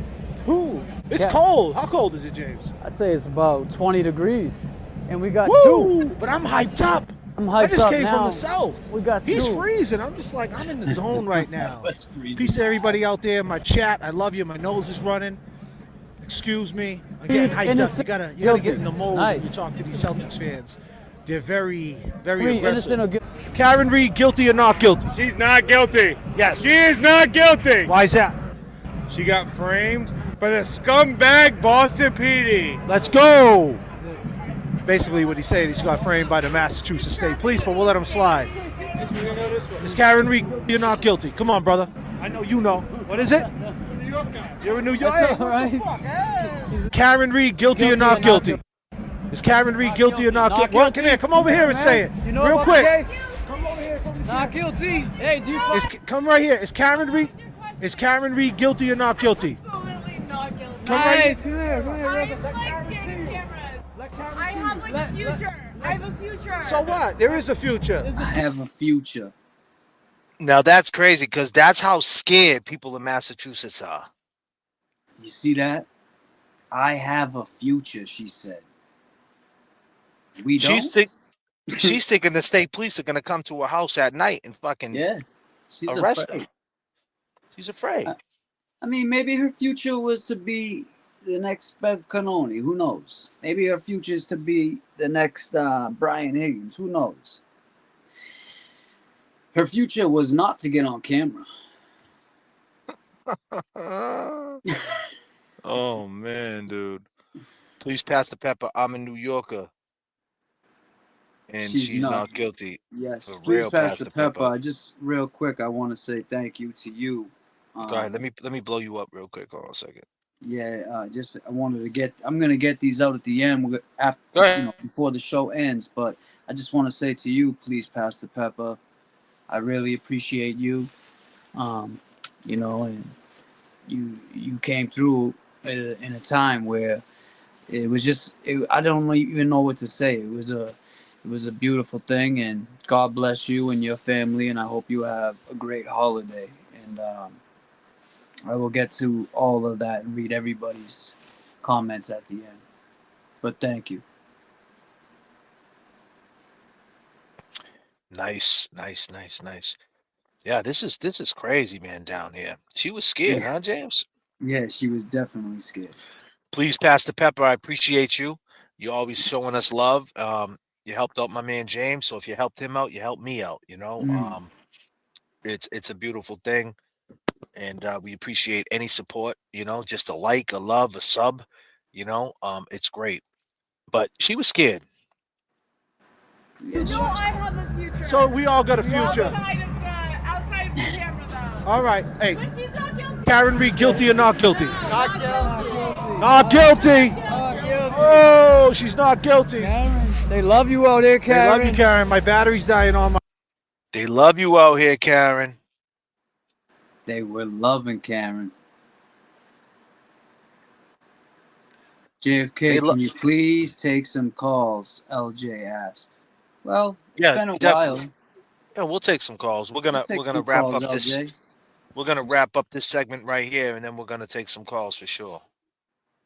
Definitely. Yes. But yeah, that was crazy, man. They love Karen, huh? They sure did. So, if we're gonna do that, I'm gonna get through these then real fast, Jay. Hold on, let me just play the rest of this. This is quick. All right, go ahead. I'm sorry. Yes. It's dying. One more hand. Is Karen Reed guilty or not guilty? Guilty or not guilty? Is Karen Reed guilty? Is Karen Reed guilty or not guilty? Guilty. Whoa! Wow, that's ugly. Is Karen Reed? Man, that dude said guilty. Yikes. Guilty or not guilty, OG? Redeem you right here. No. Not guilty. My man said not guilty. That's what it is. They heard it there first, Jay. Yeah. Is Karen Reed guilty or not guilty? Oh, not guilty. That's right. Is Karen Reed guilty or not guilty? He's not guilty. Not guilty. Not guilty. What did we get? James, One? man. One guilty? That's Yeah, we not got bad. one guilty. We got one guilty, man. And I don't, you know. I just think he was on the fly, just threw it out. He didn't even know what was going on. No, he probably knew who Karen Reed was, but he probably wanted to say guilty just to be a weirdo. Yeah. You know, you got some weirdos like that don't know the case and they just automatically assume. But then again, like you said, he might have not known. But with that being said, take the floor, brother. So I just want to say thank you first and foremost. I said, please pass the pepper. God bless Junior's journey to manhood with his father leading him on. Merry Christmas, James, and Merry Christmas to you. Stephanie Brown, hope this helps for Christmas. Love is love, and love is love to you, Stephanie. Sean Dyer, he just gave the strong sign. Debbie Kruger, thanks for all you do. And Debbie, thank you. Allison Lee. Hey James, how are you? I'm watching the show from last night. I hope all is well. I wrote you and JFK on YouTube. I will be in touch. Take care. Okay, Allison. Thank you. Deborah McGallis. Happy holidays. Caroline Small YouTube name. Let's see what else. Oh, Audrey Russell. Merry Christmas. That's BLT. That's our mod. Thank you, BLT. Sorry if I'm putting people's real governments out there. I'm just reading, so I don't want to do that to you, but I'm just anyway. Jessica May Grimson, keep being you. We love everything. Love everything happens for a reason. Love, thank you, and that's it for that. So thank you all. I appreciate it from the bottom of my heart, and from my family to yours. Happy holidays and God bless. And we're here for the holidays. We're going to keep you in tune. We're going to get you riding yeah. into the Christmas spirit because we love Christmas. We went to the Seaside Galleria, and then we realized there was no Santa, and we realized there was no Macy's. But what we did find was we found the Seaside code name disclaimer, and we found a guy who knew who we was, who's friends with Higgins. So here's a guy that's been watching us at the Waterfall. We just came from the Waterfall. We just was in the Waterfall. We did a whole reenactment. So if you're just watching right now, we're going to drop a video where we reenacted the whole Waterfall shit to the best we could do. It was just me and James. We didn't have a girl with us. We didn't have it, but we did enough to let you know how small it is. And we talked in there, and we had a conversation in there, and we had a drink in there. Well, we drank some water and some weird stuff. We got a 50 bang. We got a purple chip, James. Oh, purple chip. Purple chip. Thanks, guys. You were the Clock, Griswold, and Cousin Eddie at Karen Reed Movement. This Christmas vacation. Look forward to the Waterfall video. I appreciate it, man. And that purple chip right there, we're going to put that on 24 at the Encore and get that 1750. You already know how we do it. You know what I mean? We're going to double that up. You know what's crazy? Yeah, I heard on someone say, I think it was Melanie Little's show. She said, you know, what people can't. Hank said something about Karen wouldn't be drinking water, or what adults can't go to the waterfall and have water. We did. No. We didn't have no drinks there. And we had that appetizer, man, and we was in and out of there. And then we did turn back, and we tried to get to that. We got to 34. Then we tried to get to that standout. We were looking forward to go to that standout. We wanted to get out the car. We wanted to film it. We would have been playing it. We would have been playing it. Yeah, we would have met the people and all that, you know. But we seen it. And we were there. We were there. They seen us. We seen them, and we seen what they go through. And it's cold outside. Phone lines are open, ladies and gentlemen. We got it up on the screen. If you want to talk to J.F.K. Jackson, and that's how it goes. That was fast. From Rachel. You're live with J.F.K. and James Jackson. JFK and James, what up? Yes. Who we talking with? You're now flying 32,000 feet. 32,000. That's right, man. We're getting, we're staying away from the bumps, and we're just cruising. What's going on? How are we feeling? Feeling great. How are you guys doing? We're all right. We're just, taking it as it comes. You know what I mean? On autopilot. Good. Taking a little breather. Taking a little breather. A little water. A little Dasani. A little Dasani. A little something. Popcorners. Yeah, absolutely. So what you want to talk about? How we feeling about this Karen Reed retrial? How we feeling about them getting the sound bites in or the footage in and all that stuff? Do you think that's an issue, or what do you think? I'm totally on board with you guys about the sound bites, but I'm so excited about Rich Schiffer and what the judge wrote in the court document today. He was what exactly did he write? What exactly did he write? So he dismissed the witness intimidation, and at the end of it, he wrote something about, like, if it walks like a duck and talks like a duck. He quoted, he really made them look like a-holes. Yeah, good judge. But I just wanted to let you guys know that I've been trying to send a super sticker, or not a super sticker, a super chat that said, I wish I could sit behind Brian Higgins on a bus to have the opportunity to tie his stupid shoelaces together but it won't let me. It won't let me send it. Why not? Because it's vulgar or something? I don't know. No, I don't know. Somebody else was having an issue gifting a membership. So. Oh, really? I mean, I you don't know could, what's going if on, you but want a yeah. Cash App, if you have Cash App, it's JFK Show Off at the Cash App. And, if you want to support that way, it's all good. Either way, it's all good, girl. But yeah, that's crazy that he wrote that. Yeah, it says, okay, if it walks like a duck, swims like a duck, in the instant case, a duck is just that, a duck, free of allegation, a foul play. When night falls, they swim to their little island and go to sleep. That's right in the court document. It's so funny. That's awesome. You get good judges out there, and this is what needs to, need to take a stance, and that opens up, the door to the Turtle Boy thing, and this whole intimidating a witness thing. It's like threats. It's another thing in Massachusetts. Threats. Someone could say to you, "What are you looking at?" And you say, "Hey, I ain't looking at you, bro. Like, back up." And it's like, you didn't threaten them. You just said, "I ain't looking at you. Back up." And they're like, "He threatened me. He told me to back up." You know what I mean? Like, what do you mean? I'm just telling you to back up. I didn't say back up. I'm going to cut your head off. Right. You know what I mean? I feel sad. Yeah, I feel sad. Like, it's great. And now they're charging them with You're littering. going to cut my hair. I feel sad. Yeah. Now they got the littering thing going on with that. That's just like, this is fuckery donuts in full effect. For real. For real. But, all right. Well, I just wanted to say hi. Hey, I appreciate your time. Thank you so much. All right. Thank you. Bye-bye. Love is love. Bye-bye. Love. Yes, yes, yes, yes. Yes, yes. He had a great judge today. Yeah.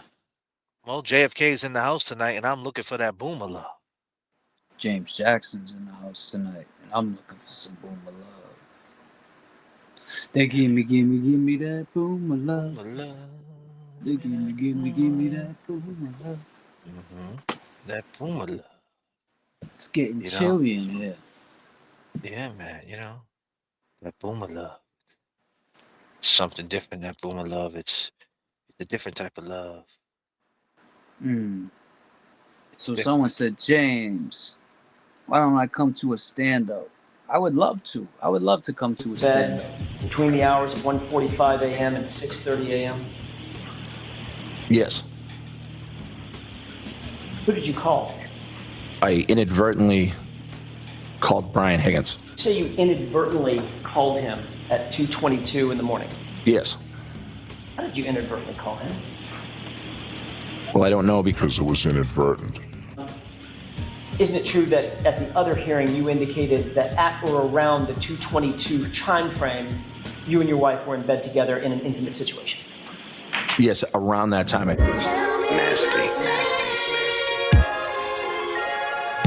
Sing to him, James.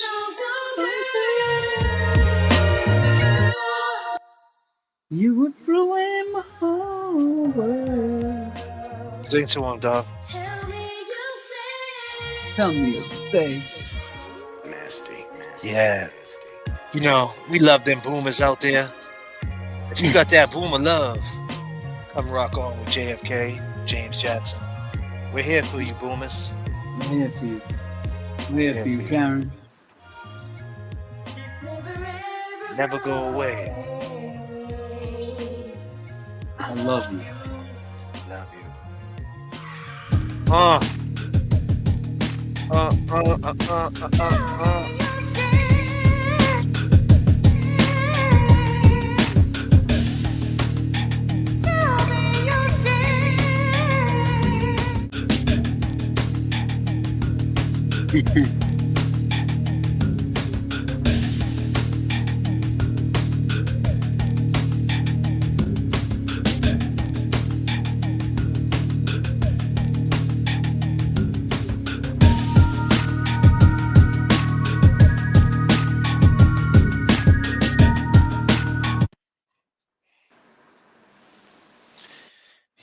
Looking for that boomer love, man. I see a lot of boomers. They're saying they're in the chat tonight.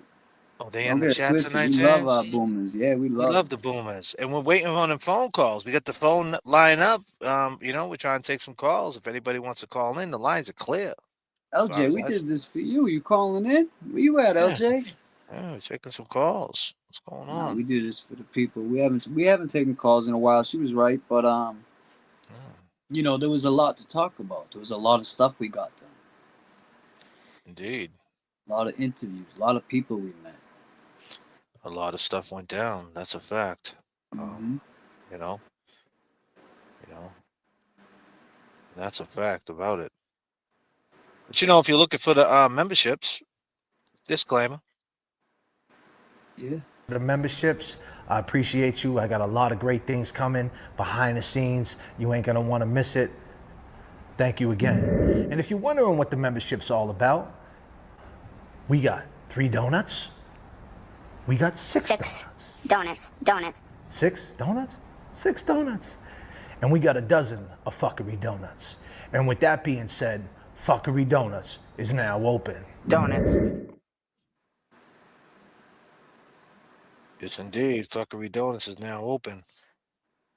Yeah, well, we got 530 people up in the chat. You know, we got a good night going on, and you know, it's crazy. Shooting this was fun, though, right, though, James? You ain't my friend. Been a long ride, huh? Long ride. Yeah, we back. We are back. What's up, people? It's been a long ride. Oh, ooh, stretching out. Woo. Back to that. We're back. We're live. I go by the name of J.F.K. I go by the name of James Jackson. You could have been anywhere in the world. But you're here with us. Welcome back. Let's get into it. Nice. If you're on the replay crew, we love you too. Replay, we love you too. Let me see. Fun What size. emojis are you going to create? I'm going to create some. I think I'm going to create a disclaimer one. Thank you, BLT. Sending love to you guys from Santa Barbara, Free Karen Reed. Thank you, Kelly. Appreciate it. Definitely. Yeah, just want to say shout out to Fun Size. Thank you. I did receive that Cash App from you the other day. It's on this phone, yes. But thank you, Fun Size. And God bless you and happy holidays to your family too.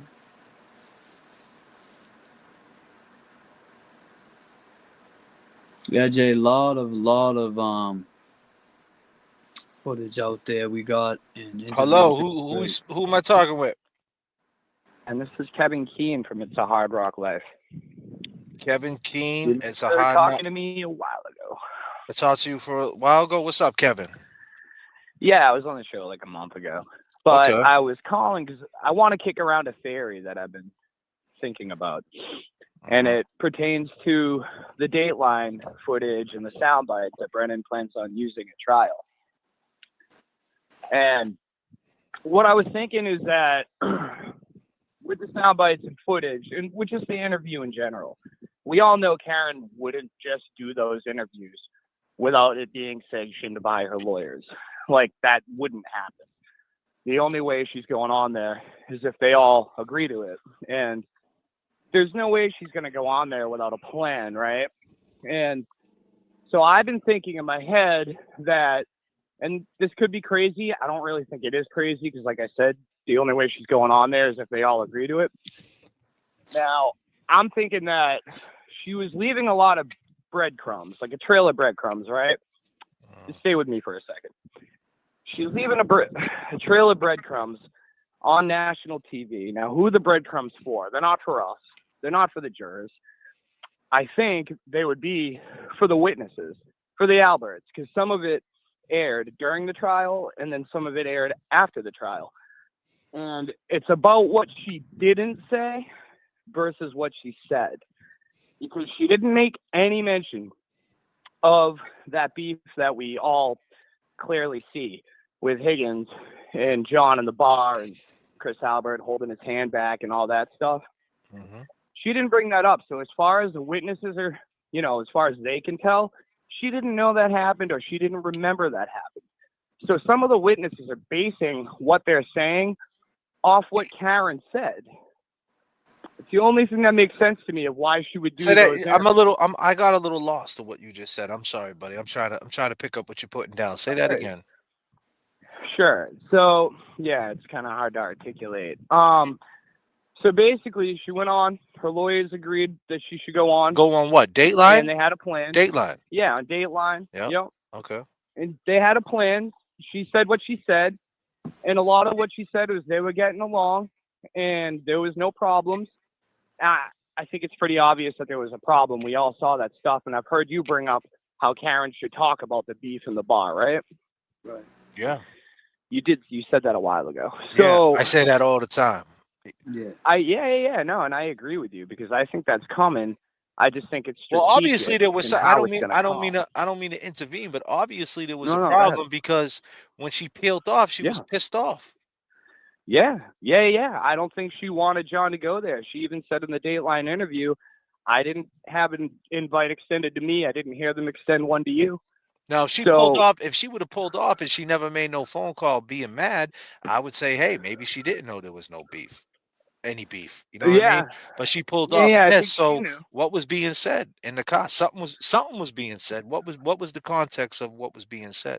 So go ahead, man. We're speculating. Yeah, well, I mean, it's all speculation, but I would speculate that she didn't want him to go there. She made that clear. She wanted to go cook pizzas at the Albert's pizza joint, and she'd mentioned going there. Why do you think she wanted to go to the Albert's though? Because she did want to. That was. But why do you think so though? Because she was uncomfortable. Because she knew something was going on. There's no way she didn't. Even that band dude that walked by, the feds talked to him. There's no way they didn't.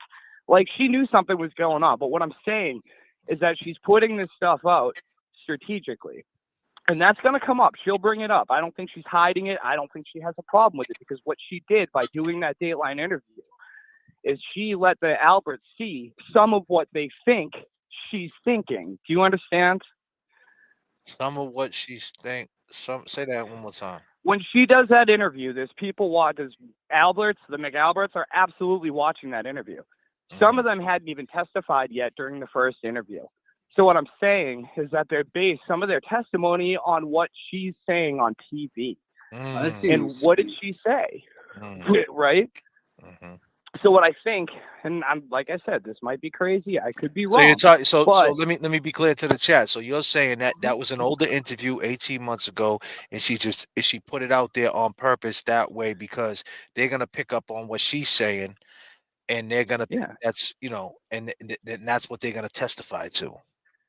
Yeah, and then when they testify, they're locked into their testimony. They're under oath. She hasn't. Yeah, but she didn't know there was gonna be a mistrial though.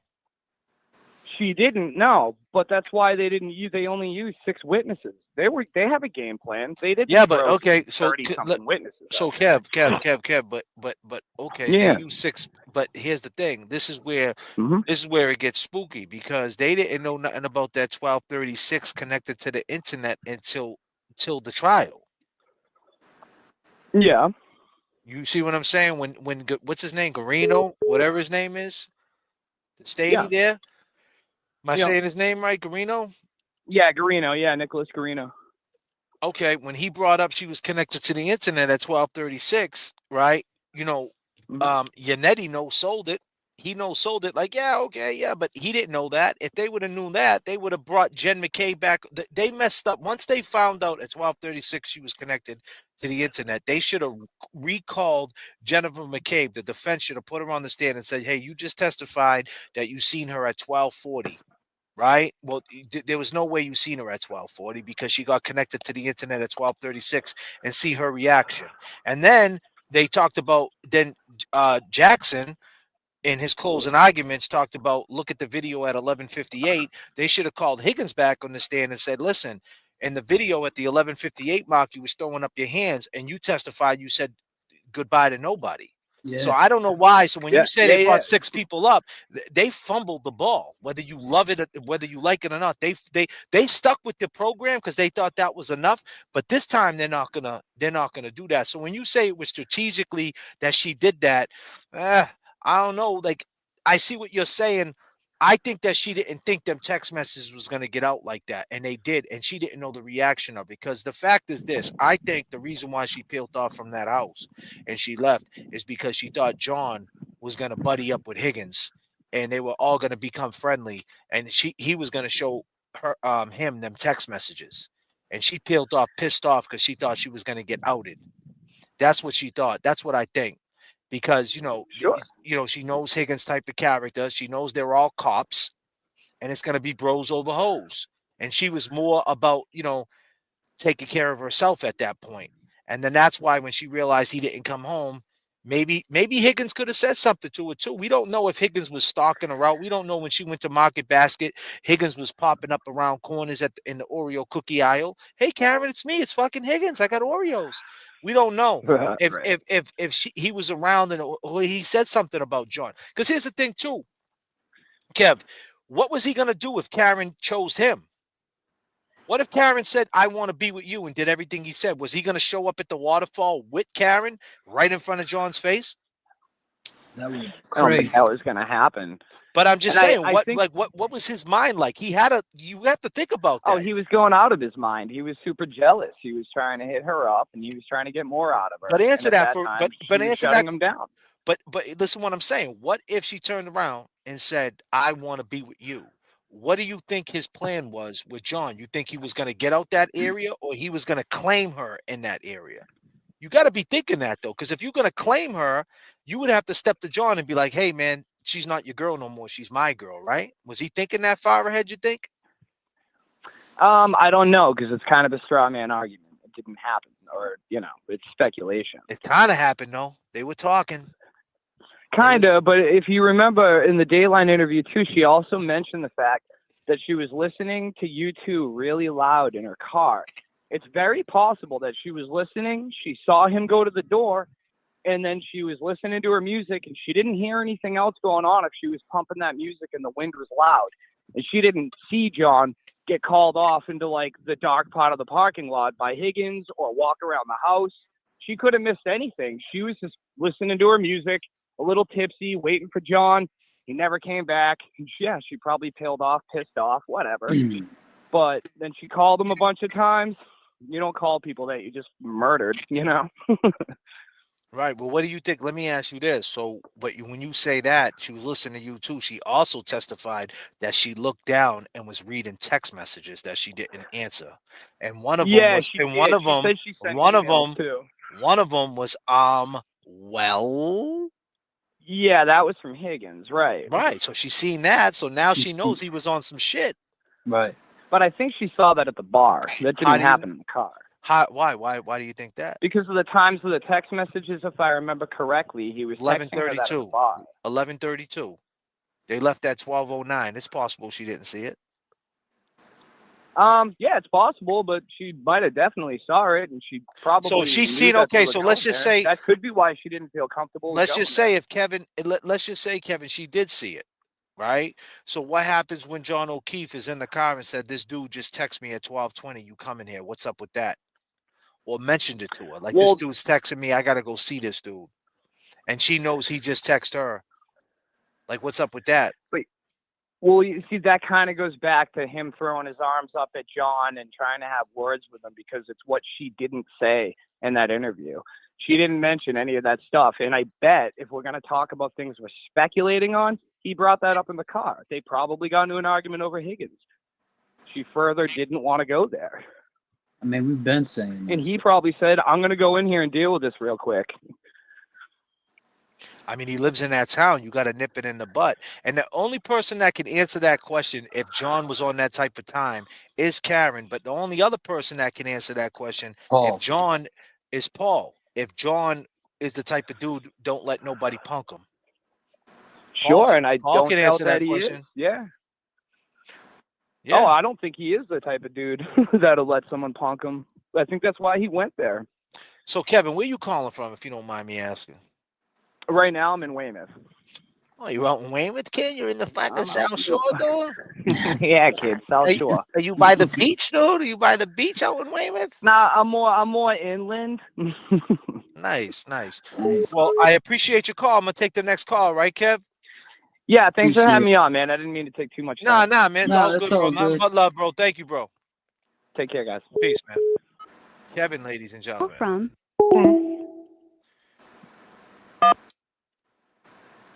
You're live with JFK.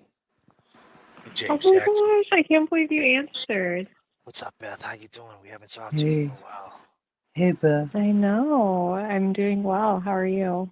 Beth, we're just relaxing. We're just calm now, Beth. Good. Everything is better since you called. I'm just rubbing my beard, Beth. It's always like Scream when I call. Like you like start talking like the masked guy in Scream. Yeah. You know that movie? Yeah, Beth. We do know that movie. We know it. We're drinking. It's Christmas time. We're drinking hot cocoa bombs. Ooh. You know.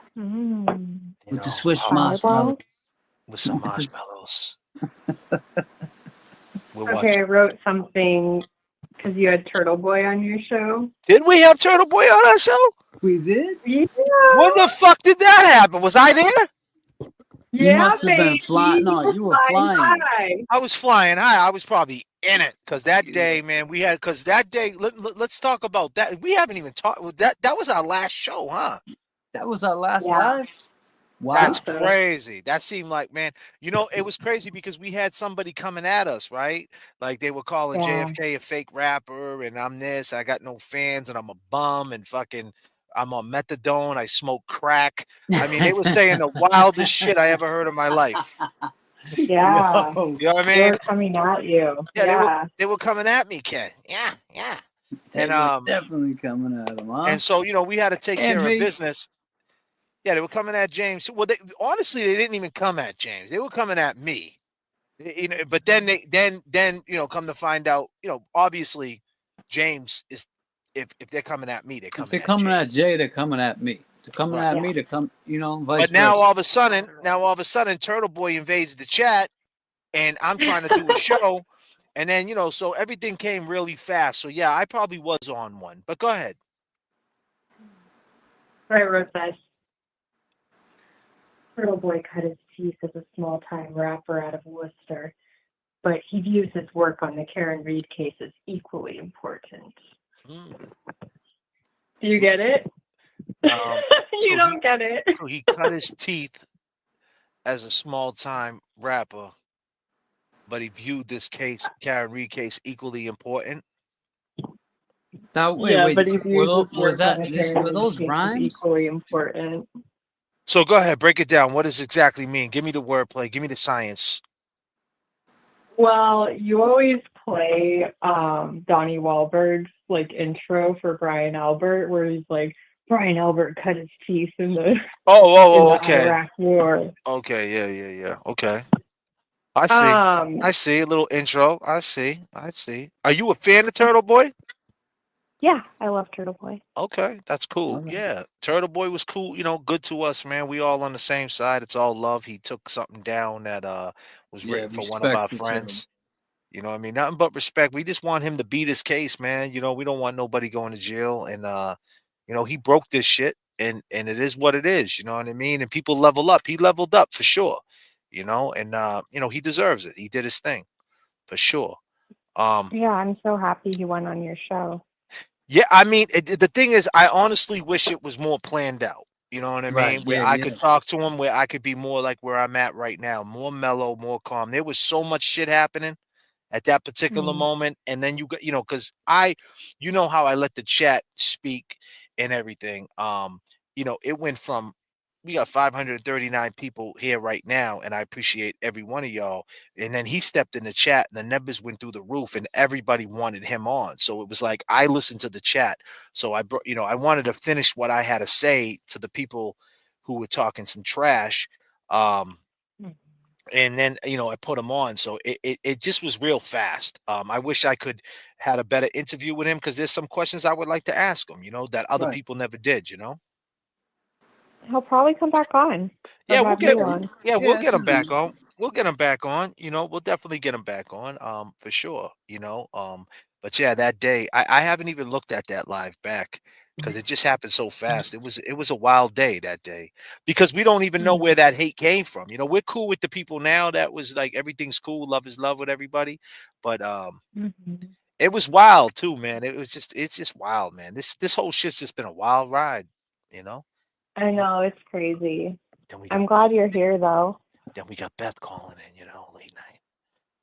Just keeping us real calm, talking us off the ledge, telling us we got to calm the fuck down. Conflict down, relax, boys. Hey Beth, can you do me a Yeah. favor? Can you sing, Sure. please? Can you sing, please don't go, girl, real quick for me? Yeah. Sing that for me, girl. You're so full of shit. You're so full of shit. Somebody's getting their jollies off over there. Yeah, that's what I like to hear. Nice. Oh my God, shut up. Somebody's in front of me. Okay, Yes. so I have something real I want to say before I go because I know I'm about to get kicked off. Go ahead, Beth. Have you seen Dreamfeed Media's latest video called Miracle, like 8 Miracles on 34 Fairview? No, I didn't see. I did see it. Miracles on. I seen that, and I thought that was cool. I seen the header, but I didn't pause. Pause if necessary, James. I seen the header. Pause if necessary. Pause if necessary. Pause if necessary. But I didn't. I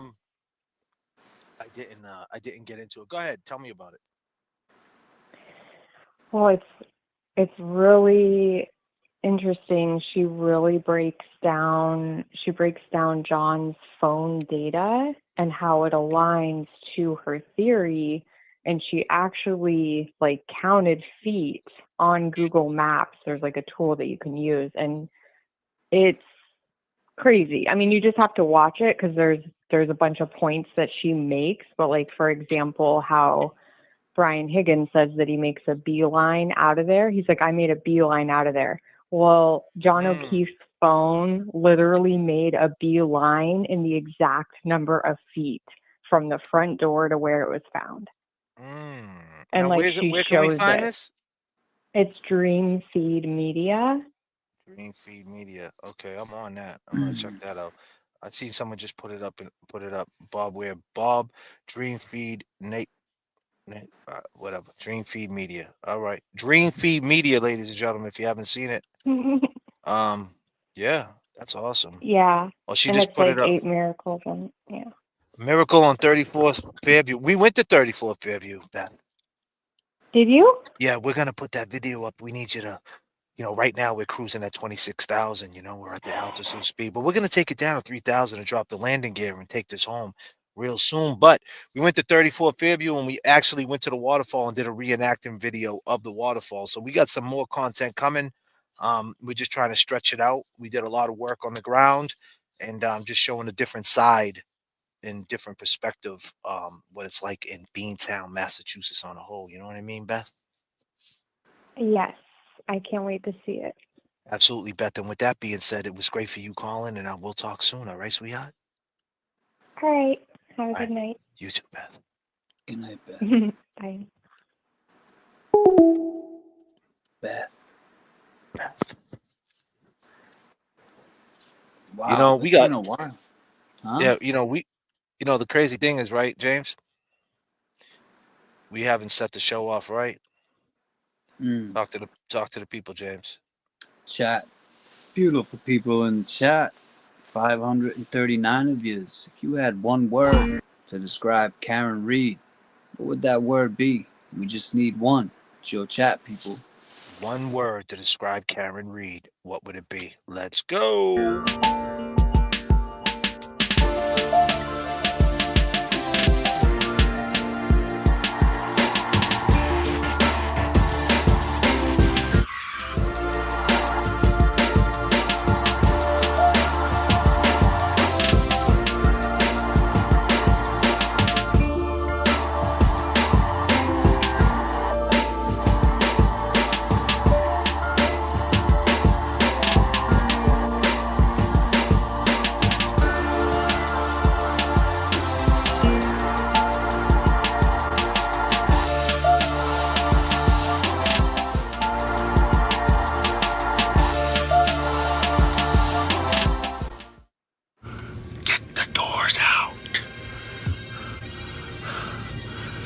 Kick the cockpit door down.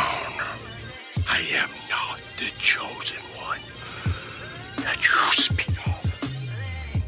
I am not.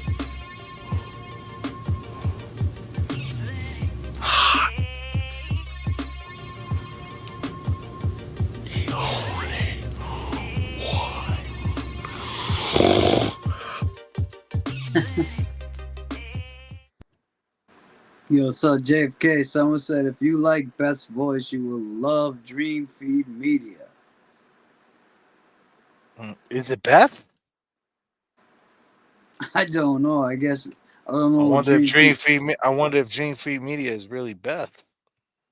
Oh, so she was just she just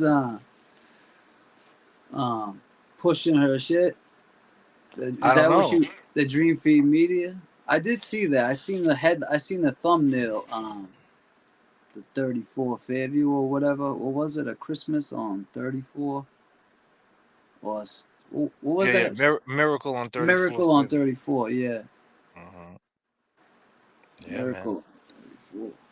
Got the phone lines open now. We're gonna take a couple more phone calls. If anybody wants to call in, give it another couple minutes. You guys want to talk to JFK and James Jackson? It's your chat, people. It's your chat. How we feeling out there? No, guilty. Yes, Beth always cracks us. Beth always cracks us up. Yeah, Beth. It's not Beth. What up said. It's not Beth. Well, I guess we'll just have to check it out. Dream Feed Media. Yeah, we're gonna have to check it out.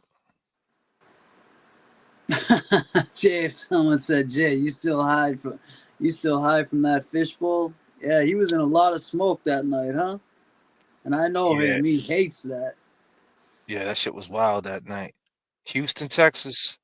Houston, bringing the free Karen Reed to Houston, to Bun B, to Paul Wall. You're live with JFK. What's up? JFK, James, how are you? This is John. What's up, John? Hey, James. How you doing, JFK? How you doing? Yeah, just a couple things. For one, that video you're gonna be doing with the waterfall, right? When are you gonna be debuting that? Probably maybe the next live or the one after that one. Yeah. Okay. Yeah, no problem. Did they give you permission?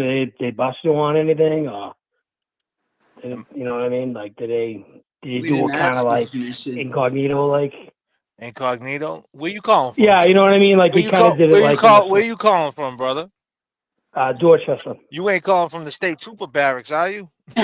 No, but you know what I mean. Like I was thinking because I've been there several times, and no, I think it's cool. I mean, I don't, you know, that's not what I'm calling about. Like how you did it. You know, I'm just curious about that, but I'm looking forward to it. Is what I'm saying because I called before. I called before, you and used to be a cop, right? You used to be a cop. No, get out of here. No. There's a dude. No, you asked me if I knew. Get the hell out of here. No, but I've always I called before. I like your take on the whole thing with the fight and everything. Well, what appeared to be some kind of friction there with John O'Keefe. What do you mean? Hold on. So you say it appeared to be? So you don't think it is? Real talk. No, I do. I'm just trying to be diplomatic. You know what I mean? I'm trying to be. You can't be diplomatic. It is what it is. You've seen what you've seen. I am. Well, all right. Well, wait a minute. I'm So you just gotta trying go. to be, So let me ask you this: at 11:32, he texted somebody in the bar with his girl. Well, if John's seen that, that's beef right there, right? So I agree 100%. I just said, all right. I used the wrong word. Appeared. I mean, whatever. No. I'm not trying. We don't know what happened. We weren't there. I mean, I'm just trying to be politically correct, I guess. I mean, you know? I kind of know what happened right then and there. I seen a dude grab another man's arm, and we was in the bar, and we seen how small that is. I mean, there was nothing else going on. He wasn't looking past it. It was right there. He was calling him out. John told him to come here. John did the heel toe and said come here, and then he texted John, "You coming here?" I mean, that's enough evidence right there for that particular situation to say there was some shit going down. Grown men had a talk. That's like, absolutely what happened after that. I don't know. You're right. After that, I don't know. But that moment right there, some shit was happening. I don't know exactly no what, doubt. but some words were being said. So Chris walked home on his own. He walked home. So he walked all the way down. Yeah, allegedly. Right. Allegedly. Yeah. Well, he stayed till the end. He stayed all the way. See, Chris don't talk about how he stayed in the end. So we reenacted that part too. We reenacted Chris before Chris left. So Chris, I don't know if you've seen all the way to the end at 12:09. Chris stayed, and then he talked to John, kind of saying to John, "My bad. I didn't know these dudes were gonna act up like that." And John you gotta looked right through him. John looked right through him, and you got to understand that door where Chris is at is right there. So when Chris turned around and looked at that door, he seen the three girls leave. He seen Karina, McCabe, and Karen walk out that door. And right when they went through that door, he didn't hear anything. He didn't hear them talking, Brian Higgins or Brian Albert, and he didn't hear them say anything. The girls like, "Hey, Brian," or this and that. So at that point, when them three walked out the door, based on our little mission we went on, me and James, when they walked out that door, he was overhearing what was going on out that door because you can hear. And he was like, all right, they're not out there no more. And then he looked at John and he was like, my bad for whatever happened.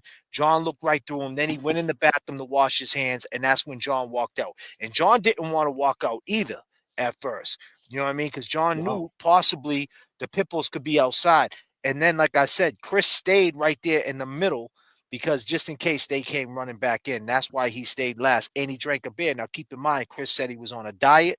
Chris said that he wasn't about, like, he didn't even want to be there, Chris said, I was working all day. My wife had to drop off the clothes. It's a ritual. He said everything to make himself come out clean. But the fact is he stayed the last because he knew Big Bad Brian A probably could get dumb. Yeah, he knew Big Bad Brian A could get Higgins to run back in there or something, you know?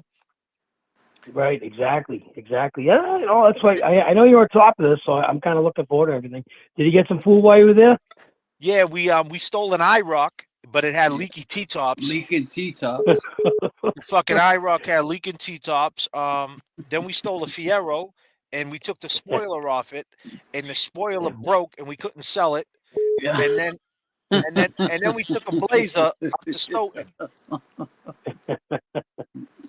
Yeah, did you get the food's pretty good there. Did you do a little chew and screw afterwards? Did you skip out on the bill?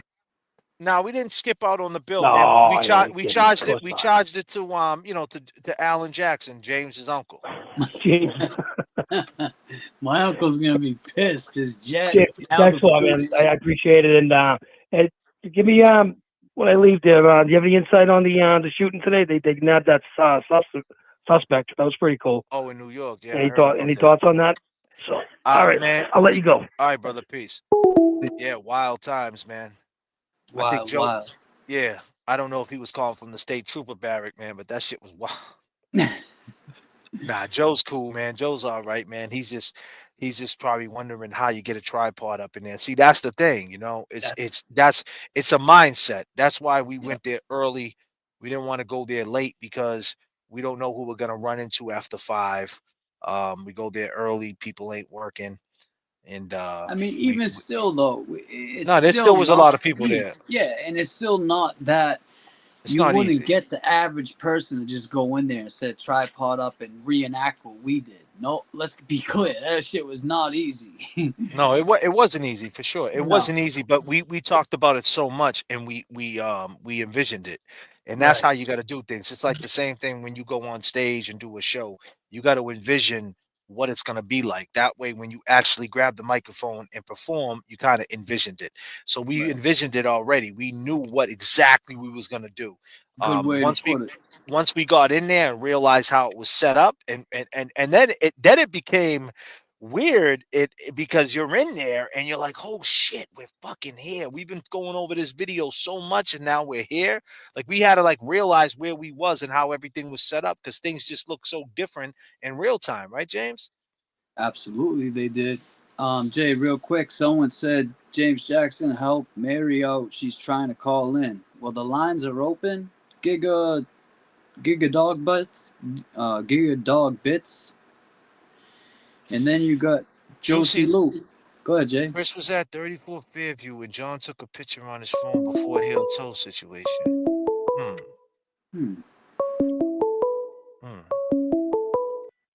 Call from Mary.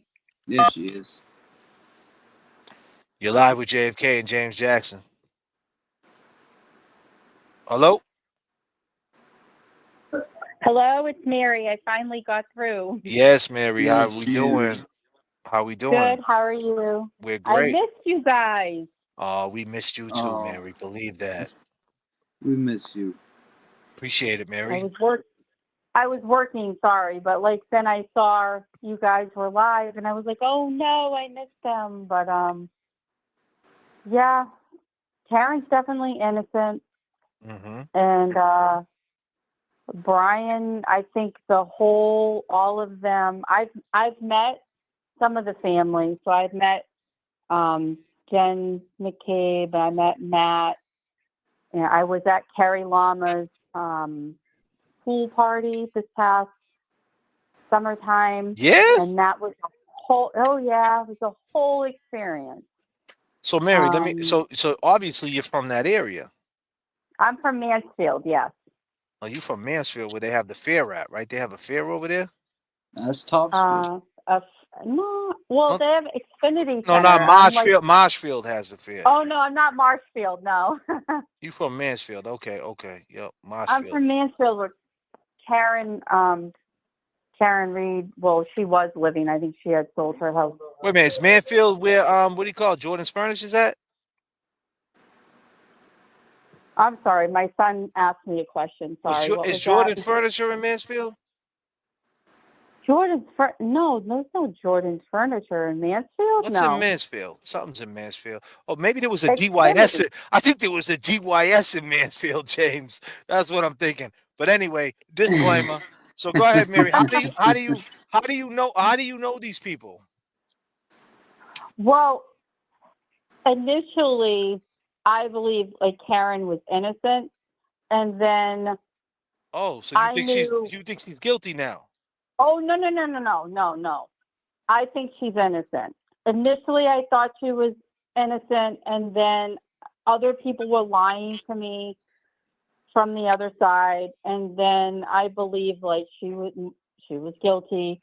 And then I started paying it. They started inviting me, like, so Kate Peter and all these people started inviting me to like places to hang out with them. And so I started paying attention. So let me ask you this. So Krusty Panties, Kate Peters, that's her name. She really hangs out with Jen McCabe? Yeah. Yep. Wow. I can't. Yeah. That's wild, man. Like at Carrie Lama's, I was invited by Kate to go to Carrie Lama's pool party this past summer. I didn't know they lied to me, and they lied to Christy, and they lied wait, to so Christy. they had a Diddy party, a pool party? Now I just, I didn't know they seemed to be like really nice to us, and they were like they were just like feeding us a bunch of stuff, and I was just like, none of this is making sense to me. And then Kate tried to be friends with me, and Lindsay tried to be friends with me. And then I was like, Lindsay's the fake victim. And so I just completely started paying attention to everything that was going on. And nothing was making any sense to me. I was just paying attention to the evidence of everything that was going on. And I started questioning. Kate tried to tell everybody what they're supposed to do, who they're supposed to be talking to, who they're not allowed to talk to. And I'm like, I'm going to tell you something right now. No one tells me what to do. No. I'm a single mom. I've raised two sons. Talk to him. I have a 29-year-old son, and I have a 17-year-old son. Yes. Nice. No one, my birthday is tomorrow. Hold on. 49. Hold on. 49. Happy birthday to you. Happy birthday to you. Happy birthday, dear Mary. Happy birthday to you. Aw. All right, You're Mary. sweet. Thank you. Stay away from them clowns, Mary. Yeah, so wait a minute. So let me ask. So Mary, yeah. you saying all this, right? You're with these people. You're at this party with them. What were you doing there if you thought Karen Reed was innocent? You didn't think she was innocent? No, at the time, I didn't think she was innocent. So at this time, you thought she hit him and peeled off and left him for dead? Well, because Kate and Lindsay and all of them were telling me that they disclosed. Now we know it's not true, but at the time, everyone believed it was true that Karen disclosed to David Yannetti that she hit him, but everyone believed that when it first came out. They lied to us. I didn't know. So wait a minute. So They let me wind a bit. So there was a text message allegedly back in the day, right? That she wrote a text, I hit him, right? And it was, and then they couldn't. That's the reason why Proctor went for her or whatever. Is that what you're saying? That text message? Yeah, they try to like twist that around and say that. So what was the? I always wondered about that. What was the real text message? You got intel on that? I don't have. I mean, I think Christy might have intel on that. I don't have the information on that. Are they still running with that though? Are they still saying it's real? Oh yeah, they're trying to still say that. I don't know. I haven't. I left them all. Okay, so what's going on now is all of them hate Christy and I, because Christy and I started. I called Kate out, and I called Kate out in front of everybody, and there's messages to back what I said. And I told Kate, I said, Kate, you seem to be trying to dictate to everybody what everyone's supposed to be saying or doing or talking to. And I'm going to tell you right now, you're not going to tell me nothing. And all of what you're saying is not making any sense to me. So I started questioning her. She did not like it. She started telling everybody I was crazy. I'm a psychopath. I'm all these things because I questioned her. I said what she was saying was not making any sense. I asked her for proof. I asked her for evidence. She couldn't back everything. So then she decided to try to get everyone else, whatever Kate says, everyone else followed suit. I was in a group chat with everybody, with Kate, with Lindsay, with Christy, with Kara, with Twisted Tragedies, with everybody. And I left them all. And no, Mary and Christy are liars. No, we're not. True crime. No, I don't know who that is, but you can. I have it muted on my TV so I can see whatever whoever's saying. But I'm friends with Meredith, and so Meredith is Turtle Boy's girl, right? Yes. And Aiden knows. Aiden knows about me. I've had conversations. I've had many conversations with Meredith. Aiden loves me. We're all good. Because I started questioning people and they didn't like it. I told Lindsay that she was lying. She admitted she was like lying about Aiden and all of this stuff. And now, because she went to court with Frankie, Lindsay asked me to go to court with her, and I couldn't because I had to work. And I already went to court. I was the only one that went to court for Lindsay at the time, just before I knew the truth of everything that happened after. But, you know, I was at the court steps with her Aunt Cheryl, with Lindsay's Aunt Cheryl. And like, I'm telling you, this girl is crazy. Lindsay, it's crazy. Lindsay is out of her mind.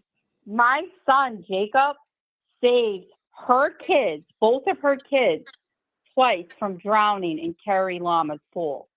Twice. And I watched her kids because she was too busy gossiping about Aiden and Jen McCabe was like, how old are her kids? How old was her kids? Her kids, Mila's like 3. Damn. Then she had 2 smaller kids, like 5 and 7 or something. They didn't have fucking floaties on? No, my son was the lifeguard. They didn't have no fucking floaties on? No. She had a life jacket. Mila had a life jacket on. A fucking life jacket? And then she was trying to like be on the boogie board. And like I told her she had to keep her life jacket on. In the chat. Jesus. I'm telling you. What? A 3-year-old almost drowned? Talking about Turtle Boy? Go figure. Yes, she almost. Damn. My son had to my son Jacob dived in the pool. Like, he was already in the pool, and he had to dive under the water and save Mila from drowning. Wait a minute. So because your Lynn- son had to dive into the water like on some Baywatch shit. Yeah. No, he was in the water. He dived under the water. So he was dived. Wait a already minute. in So the he didn't pool. actually. So he went under the water to grab a 3-year-old because the mother was talking trash about Turtle Boy. Yeah. Wow. All right, hold on a minute. I got to go back Hold up on. to 26,000. There's turbulence in the chat. Jesus. Oh my God. Jeez, damn, what is going on, man? So she took her eyes off her child to talk about Turtle Boy, and Well, a that's child not even almost the worst died. of it. She showed up. Half of her wine bottle was gone. She already drank half a bottle of wine. Ooh. The other, and then she drives drunk with the kids. Oh God, Yeah. damn, bro. Yes, Wait. Her 3-year-old fell in the pool. Your son had to go under the water. Now He she's had to driving go, around wait a drinking. minute. So it's so. And now she's a drunk, and she's drinking and driving, and she talks shit about Karen Reed. Yeah. Wow. Yeah. Nice. Yep. That's Yo, awesome. the Yep. Madison She Cash has a off. metal water bottle that she keeps the wine in. What kind of wine she drinking? Boons? Rosé. She drinking She some drinks Boons? rosé wine. Rosé. Oh Rosé? shit. Rosé. Yep. Hold on a Yep. minute. Hold on a minute. Yep. You're so full of shit. I took the bottle Mary's of wine letting it from all out. her, and I hid it. You hit her wine? It So was she could stop getting drinking. that bad, huh? So like an hour and a half went by, and then she couldn't remember who she gave her bottle of wine to. And I said, "Oh, it's in the backpack wine bag. That's the wine bag. The backpack cooler that I brought that had sodas and stuff in it for my son Jacob." But I told her, "Oh, I can take the bottle of wine from you and keep it cold in the backpack cooler so that you won't be drinking warm wine." I was trying to get the wine from her. She had kids there that were young, and I'm like, everyone was watching her kids. Kate was watching her kids. Kate actually said, "Someone has to watch Lindsay's kids because they're about to drown." And then I told Kate, I said, "Kate, Brought him donuts. She brought him donuts. I drove to 34 Fairview. And I saw her get out and brought him donuts. 6 donuts. Donuts. I've been doing it for years. She likes to come by and bring like coffee and donuts. I don't remember their names, but they were 5 and 7 or something like that." Cam, the teenager, he won't even come near her because she uses him as a person to call or text when she needs. You hear that? Or a Yeah, man what is that? Is into her your son under the apartment. pool? Like, Your this phone? is crazy. Is that you? You hear that? That you? That shit sound crazy.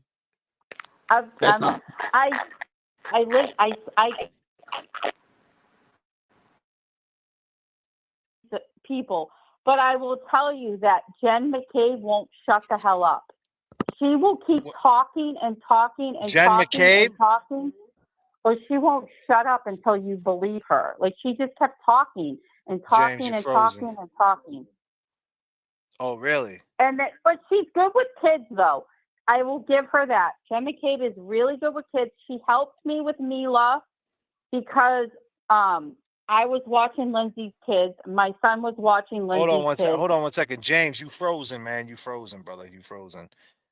Just shut your camera off and come back on. My buddy James is frozen. Let me see if he's still frozen. Oh, no. Yeah, he's frozen.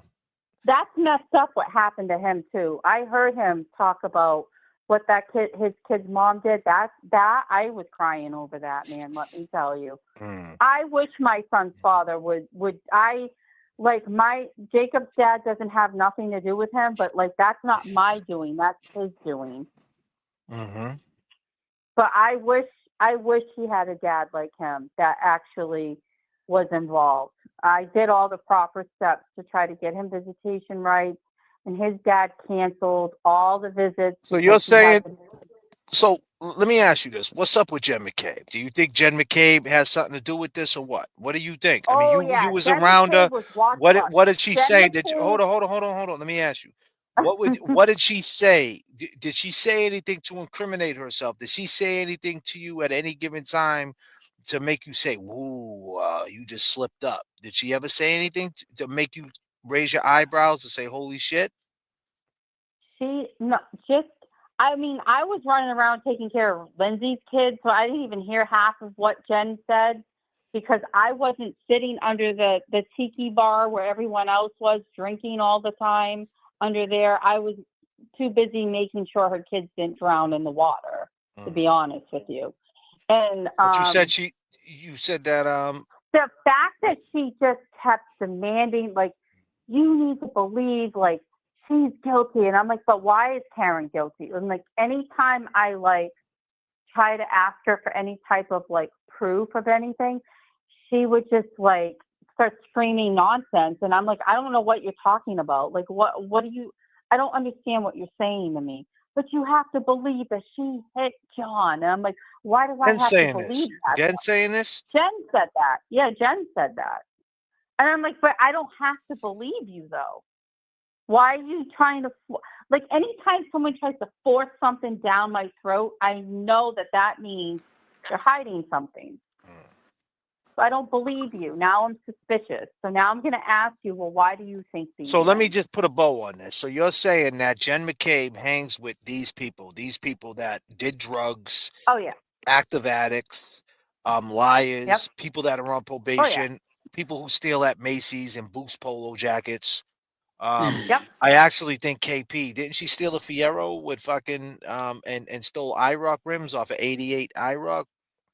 Yeah, she's she strips cars, this girl. I mean, that's good company she keeps. But Mary, with that being said, man, I appreciate your phone call and we'll talk soon, okay, hun?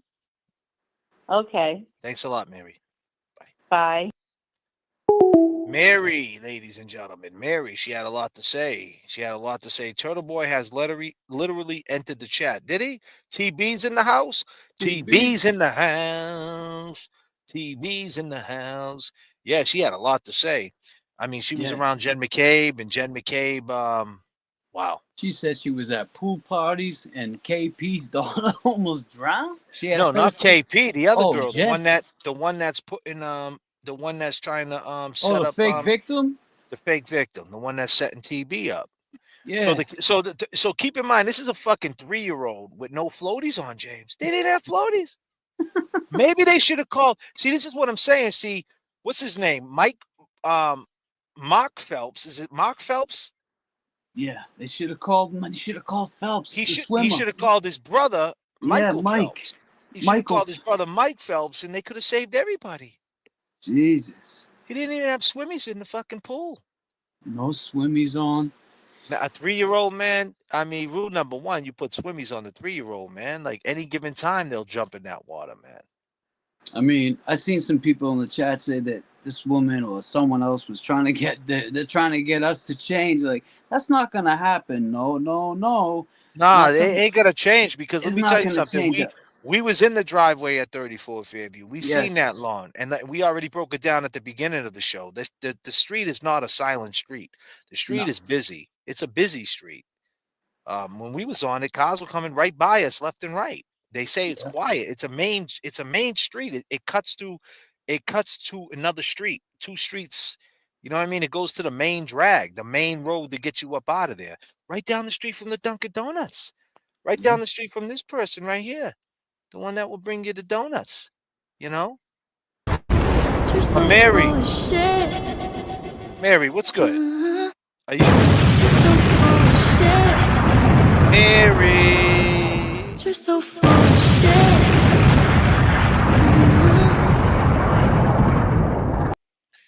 Mary, you ain't trying to bullshit us, are you?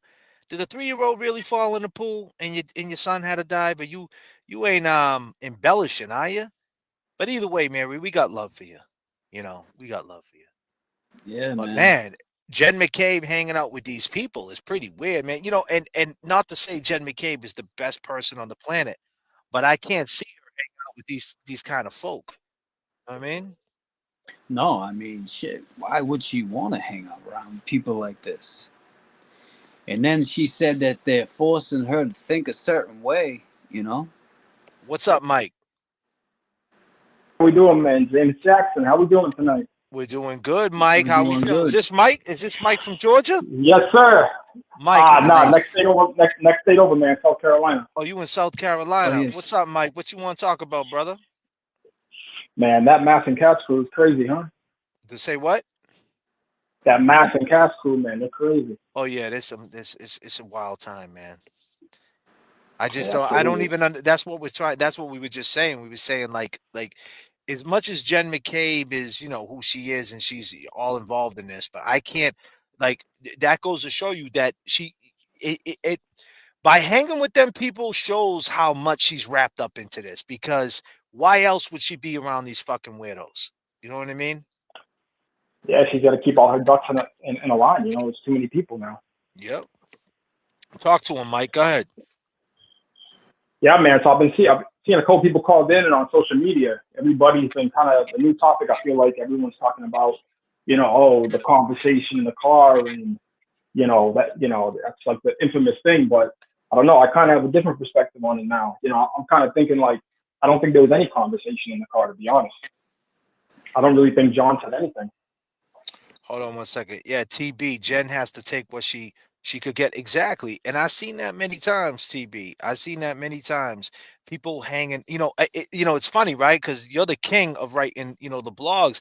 It's funny. Scumbags always find scumbags.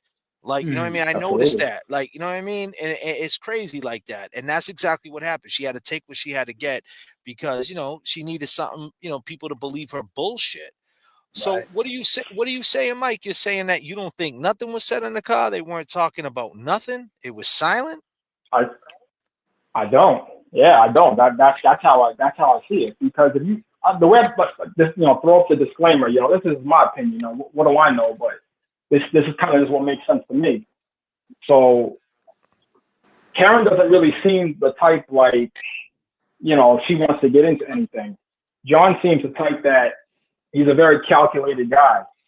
So if he's sitting there in the car, questioning her, pressing her, arguing with her, why is she going to drive to the house to the one guy that can out her? That doesn't make any sense.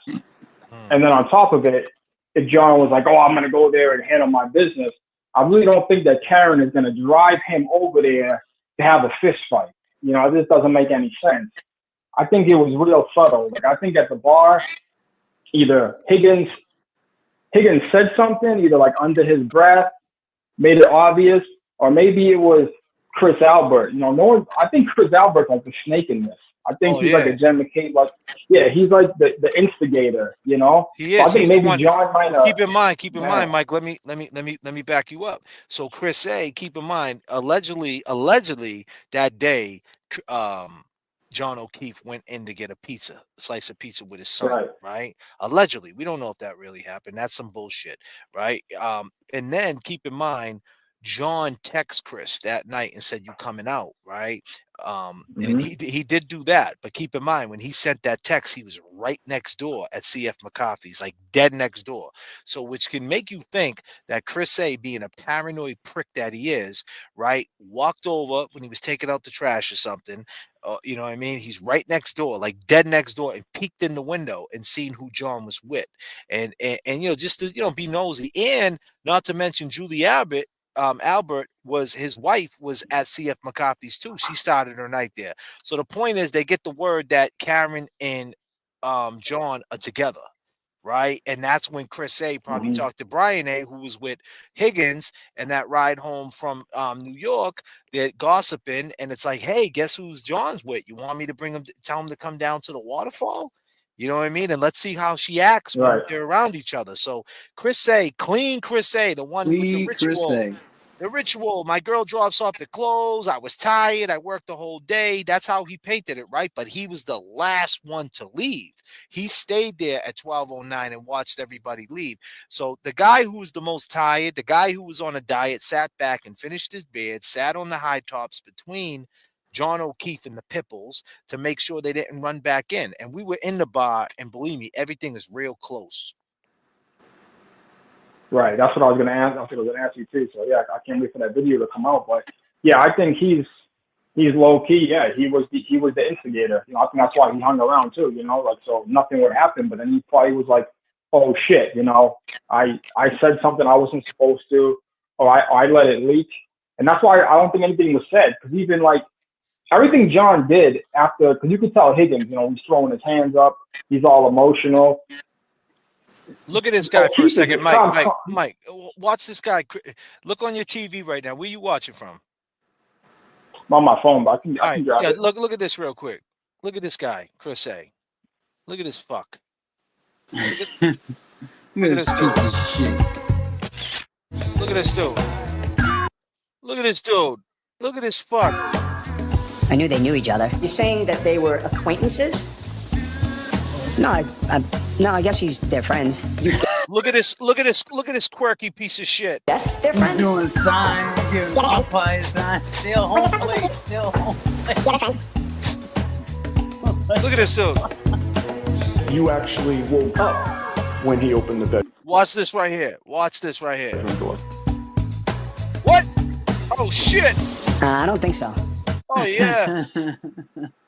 Man, listen, man.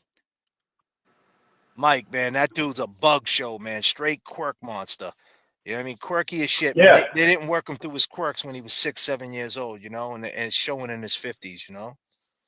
He didn't have to. He had you know, big bad Brian A to bail him out of all his shit, you know. Bingo. He didn't have one brother that was a cop. He had two, so he could be the black sheep of the family, because he knew that, you know, they're both cops. He's the pizza guy, you know. It doesn't. He doesn't really fit in. But I can tell you this, Mike. Yeah, I'll tell you this, Mike. It ain't Santapio's and it ain't the North End. It ain't Regina's. That shit is bootleg. Yeah, it's not Bova's, right? Yeah, it ain't Bova's. It ain't none of that. Shit's trash. Exactly. Trash. But yeah, that's why I think nothing was really said, because everything John does is subtle. You know, heel toe. Even when he puts his hand up, his motions aren't like over exaggerated. So they could have easily looked over and said, "Oh, John, what was that about?" And John's probably like, "Nothing. He's drunk. He's drunk. He's downplaying it, you know." Because but we was in there. We was in there, bro. Yeah, we were in there, man. And he yelled out loud. He yelled. Oh, they heard it. Yeah, they heard it. And when we was in there, tell him, James. When we were in there, I stepped back to where John O'Keefe, you know, had his drink, and there was people all, you know, around the bar and in their seats, and we reenacted it. And we were talking soft like this, and then JFK gave it a yo real loud, and everybody's head turned. So James just said, Mike, that you know, when we was in there, he was paranoid that everybody could hear us whispering. Then I ended up yelling, "Yo!" And everybody turned around. Huh? And everybody turned around and looked. So I mean, it's hard to believe that she didn't see something, you know what I mean? Especially with the guy, like I said this before, the guy who she was talking to behind his back, and she's seeing him leaving. So she probably was like, "Yeah, this dude's finally leaving," right? You know what I mean? So and then he stops. So you know, I hear what you're saying, but the question is, what did she see or whatever? You know, I don't know. I think that honestly, that one of these days, Karen's gonna walk out that courthouse though and say, "Check out that Waterfall video," because that shit says a whole lot. Yeah. Yeah, like I said, I think she's seen and heard it, but at the same time, regardless of what she's seen and heard, I mean, if they're in the car and she, like I said, why is she gonna take them to the one place that she can be outed? Well, that's another thing, Jay. Go ahead. You know? James is saying something. Hold on a second, Mike. That's another thing. When JFK and I left the Waterfall to go to Fairview, it was under a 4-minute ride.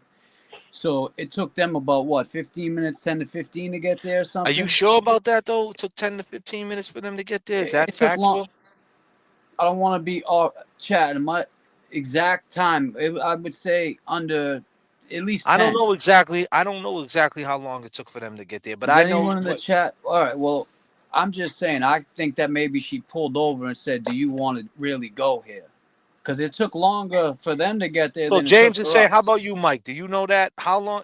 What's the fact? What's the Oh, they James is said it saying, took 6 minutes to get there. yeah, that's what I'm saying. That's how long it takes to get there. No, we know how Yeah, long I think it so took. because I think they left right around midnight, and they said they Yeah, got there between like 12:21 and they left at 12:24. they left at 12:09. They left that place at 12:09. That's the last time they was at the Waterfall. So Okay, yeah, so you're 12 to getting 15 mixed up minutes. with Yeah. something. They only took no, but I'm saying it only takes 5 minutes to get there. And James is saying how close the ride is from the Waterfall to Fairview. It's very close, very easy. But you got to understand something though. She called him when she was in the car, Mike, Jen McCabe. Right. So like, you know what I mean, mean? that's the real conversation that I So, but want. I'm I just would want saying, to like, know. so Yeah. right then and there, it's like, you know, like even if he's being subtle, she's still hearing what he's saying. You know, you know, you could still be calm and talk some shit, right? Yeah. Right. I don't know. I hear what you're saying, but at the same time, I mean, like I said, that's why I think Karen left. When Karen said, "Oh yeah, I'm looking at emails. I'm thinking, like I said, this is my perspective that she's going through and she's looking at her text, and then she kind of has like the oh shit moment, like, oh, what if Higgins shows them this text? And I think she just panicked and left. But I could never figure that out. Like, that's the one person they could walk in the house that could blow up everything for her. And Yeah, I agree you with you. know, I think I mean, obviously when she called up, you know, yelling at him, I think that she was worried about, she thought they were all going to buddy up with each other, bros over hoes, right? yeah, because it doesn't make any sense. Everybody's saying like, oh yeah, he was like, finding some other chick, but like that doesn't make any sense. That She knew makes no everybody in the sense. house. Yeah, everybody in the house was But married. that's And what I'm then saying. Like, people why like, did she went with that though too? You know what I mean? Like right. Like, but that's another thing. Jen McCabe said, "Let's go down the street to Tom Beatty's house." Now, if that was that's where Jen McCabe's such a liar, because Jen McCabe, when she initially called Karen said, allegedly said, "I don't remember anything." Right now, I would have to say, based on everything I went through, that might be true, because she said, "Let me hang up with you and let me call Julie and see if he walked home with Chris." But she knew he didn't walk home with Chris because she seen him in front of the house, and she was on the phone with John O'Keefe. So she hung up with Julie, and she told Julie to get out the Walgreens parking lot. This chick's blacked out. Stay on standby, Julie. And then she called Karen back, and I think that was the biggest mistake when Karen picked up that phone and said hello, and she said, "Listen, he didn't walk home with Chris. Where did he go? Maybe he got hit by a plow, Karen. Holy shit. What the fuck?" And let's go to Tom. Maybe he's at Tom Beatty's house. So if that's the case, right? Why would he go to Tom Beatty's house though? Right. So if Karen's like, if Karen, like, I don't even understand that. You know what I mean? And then, so let me pull this up right here. Like, this is the craziest thing ever. Let me pull this up real quick. If you could check this out. Well, I'm just gonna play it to the chat, and I could talk it to you. This part right here is the craziest thing too. Right here. Check this out. At the waterfall. And how do you respond? I had just woken up. So she says that she just got in a fight. She called her up, said, "I just got in a fight. I was at the waterfall," right? And she just had woken up, and this is what she says. I was confused. I didn't know what she was talking about. I was like, what are you talking about? And then she, told me that they had gotten into a fight and she left him there, and now where is he? And she was just... She said she got in a fight. She don't know what he was doing and blah, blah, blah. But what she said was, after that, was, let me call Julie up. And that's what she said, right? But then right after that, in the same testimony, she said this. Call 911, officer down, don't make a sound. There's an officer in the house. So when she hits the 911 call, Alan Jackson's cross-examining her, right? And she says in the 911 call, "I don't know what happened. He got out the truck," right? She says, "I don't know what happened. He got out the truck." And Alan drills her on this.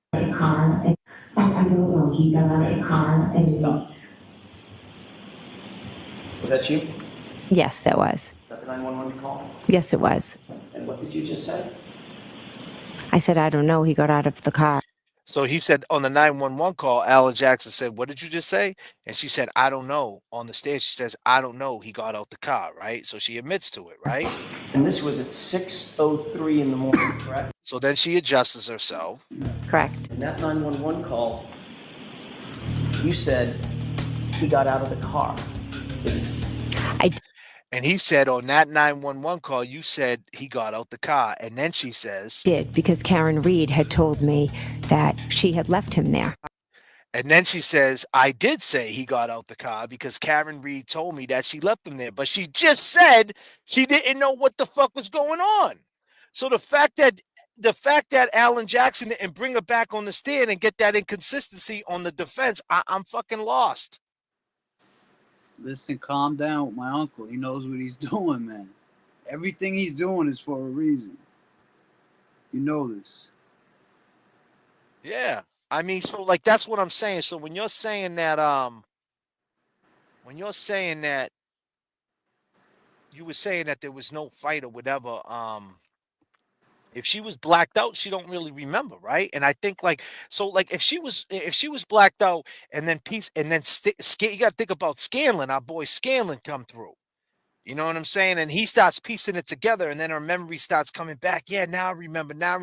And the thing is, that's the thing. I would love to know what Karen, like if Karen doesn't remember, right? Which is, possible, like for whatever reason, when she looks at that Waterfall video, she must be like, oh shit. You know what I mean? Like, damn, that really happened. Like, you know what I mean? Like, so it's wild, man. It's a wild case, man. Wild, Mike, for sure.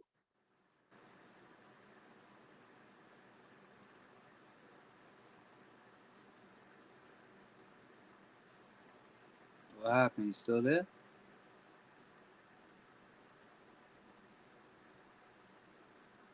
For sure. Well, Mike, I'm gonna take this last phone call, brother, man. Thank you for calling in. We'll talk soon, bro. All right. All right. Thank you, bro. Mike, ladies and gentlemen. You couldn't hear at the end, Jay, so I don't know if the next call. Oh, no, you couldn't hear it? Yeah, you just couldn't hear him at the end. Oh, I didn't put it back up. That's right. My bad. Who we What's up, talking bro? with? Hello? Hi, it's Helen. Hey, Helen, what's going on? Helen. Nothing. I'm just calling to say one thing. When James' uncle come on the stage again, Yeah, James. and do his cross-examination with Colin, Uh-huh. I want him to go like this. Hey, Colin, on the last trial you told us you never fight in your life before, only with your brothers, correct? Mm-hmm. You're going to say yes. Mm-hmm. Yes, but we have the best journalist in the world, Turtle Boy. Oh, in less than an nice. hour, for $100, he got 2 video of you fighting. Do you have an explain to do? Right. You right about that. And he go and then James' uncle gonna say, right? He's gonna go, Your Honor, this kid lied to us in the last trial. Now I'm not advising this court to pull up bitch, click, and let the jail teach him bang, bang. I hear that. And with that being said, we already know what that is.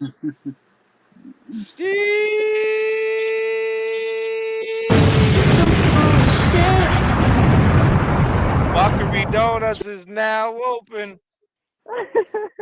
Talk to him. Let's be clear. They all was lying on that stand. Are you there? Yeah, we're here. Oh, okay. No, that was all. I've been thinking this for a couple of weeks now. Absolutely. Fuckery Donuts is now open. Do you like donuts? No, I don't. You don't like donuts? You don't like donuts? No. Have What do you you ever had like? Cane's? I'm Brazilian. I like steak. Oh, you're Brazilian. You like steak, huh? Nice. Yes. Well, how do you like your steak? No, I like medium rare. Medium rare. Nice. I actually had a steak tip sub today. Yep. Where you from, sweetie? I live in Massachusetts. You live in Massachusetts, huh? Yeah, there's a big Brazilian community in Mass for sure. Yes, yes. I live, but where I am right now, I think I'm the only Brazilian. I Oh. live in West Stockbridge in the Berkshires. Oh, you're out there, huh? You're in Western Mass. Oh yeah. Oh yeah. What are you doing out there? Are you skiing?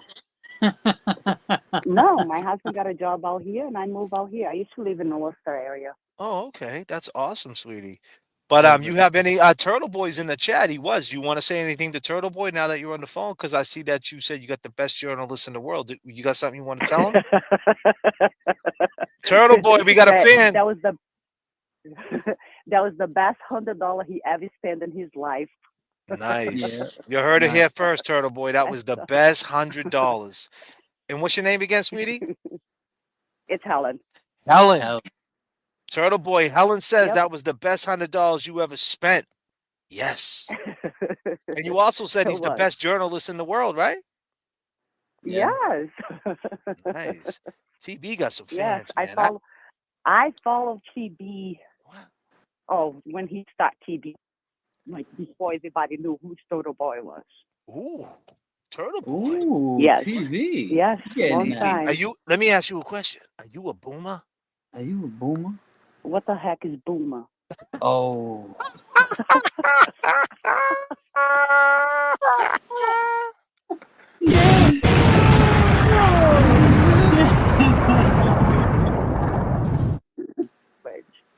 What the heck is boomer? What is boomer? Well, it's boomer love. It's JFK boomer love. is in the house tonight, and I'm looking for that boomer love. Boomer is it's when the date you was born. So I think it's from like 1940. No, I think it's like, was it 46 or 50?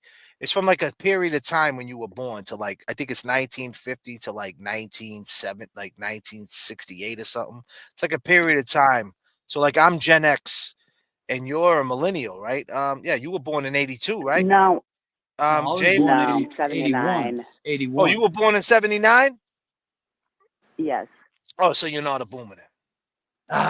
Thank God. You were born in 79? I don't want to be that. I don't know. I don't want to be that old. No, but you don't know when you was. You was born in 79? Yes. Oh, really? No. Okay. Hold on a second, man. Disclaimer. Hold on. Disclaimer. She's born in 79.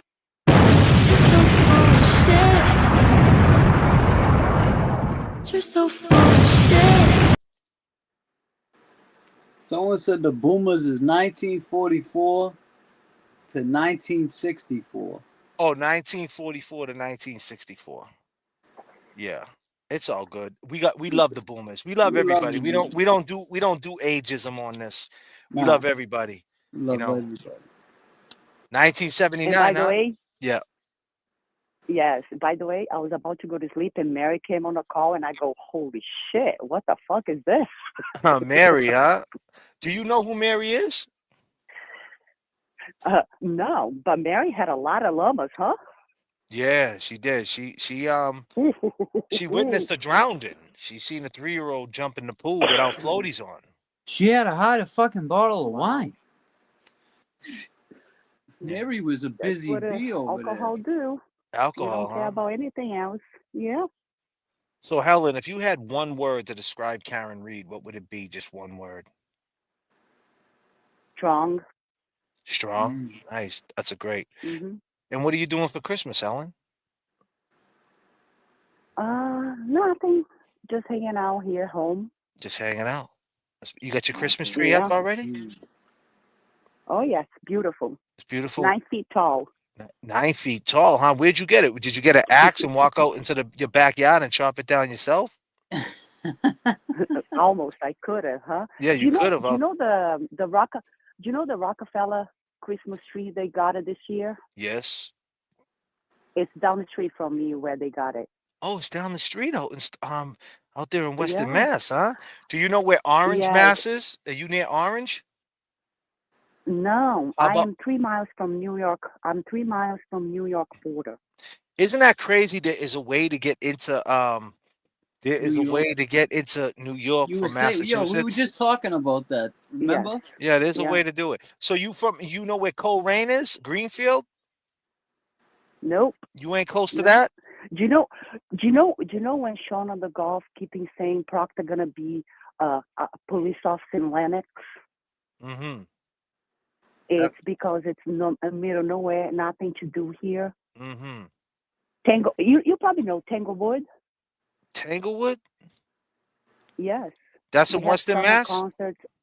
Yes. Nah. Tanglewood. I'm about 15 minutes from Tanglewood. I don't know what that is. I've been out to Greenfield. I've been out to Coleraine, Mass. I've been to Florida, Mass. I've been to North Adams. I've been to Amherst. So I'm about an hour west from North Adams. Oh, you're an hour west from North Adams, huh?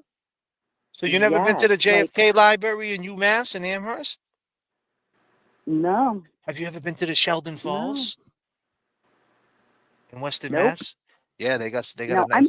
I moved here 2 years ago, so I don't know much of the area. Let me ask you a question. Have you ever been in a stolen IROC Z before? I don't even know what that is. Well, that's what we do. We steal IROC Zs with leaky T-tops. And James takes the rims off them and sells them on Facebook Marketplace. But that's okay. That's all right. You know. Oh, I have no idea. We're just poking fun. We're just poking fun. It's an IROC's a Camaro. It's a car. No, I'm saying you know what I'm saying? I have no idea because I didn't understand the word you said. Oh, you didn't understand. What kind of cars do you like? Do you drive? I drive. What kind of car you got? Why you need to know? We just want to know so we could come steal it. No, I'm just kidding. I'm just kidding. I'm just kidding. Well, listen, I appreciate the phone. I appreciate the phone call, and you stay safe. And Merry Christmas to you. Merry and yours, Christmas. Sweetie. And my uncle will be there. Nice. To save the day. Nice. Yeah, man. We had Western Mass up in there, man. Yeah, man. We're just trying to have some fun, man, and to cap off the night with a little bit of fun. What Up Loves Mustangs. And with that being said, we came and we saw and we did our thing, you know. I hope you guys were entertained. Kev, I need a pair of double cuts. All right, we got you. Yeah. Oh shit. We wasn't trying to scare nobody, reality check. We were just trying to steal a car, that's all, you know. But you know.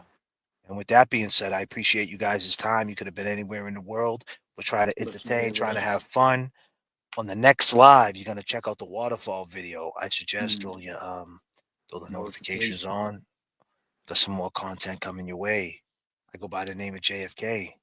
I go by the name of James Jackson. Peace out, y'all. Enjoy the rest of your morning or night. You ain't my friend. Been a long ride, huh? Long ride. Yeah, we back. We are back. What's up, people? It's been a long ride. Oh, stretching out. Woo! Back to that. We're back. We're live. I go by the name of JFK. I go by the name of James Jackson. You could have been anywhere in the world. But you here with us. Welcome back. Let's get into it. You ain't my set, you ain't my friend. True story, you know? Department of Youth Service. One more night, and I'm coming off this long and winding road.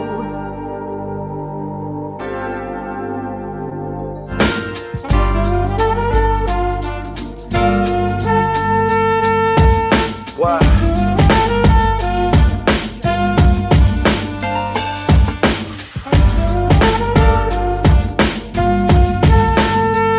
Beg your pardon. Cops pull, no timeline. My grind sign, huh? Damn. And I'm going, I'm leaving, yeah.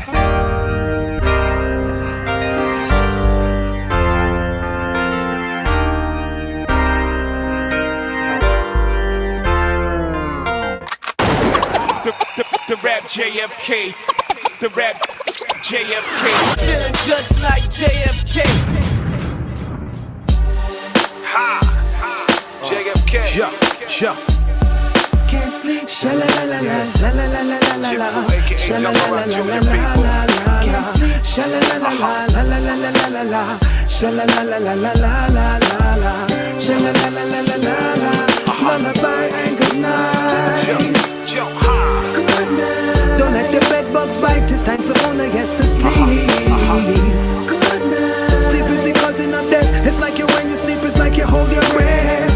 Good night. Daily I wake up on the wrong side of the bed and I hold my head. Ain't no time, yes, for lullabies. Cause if I can't sleep, the world stays up with me.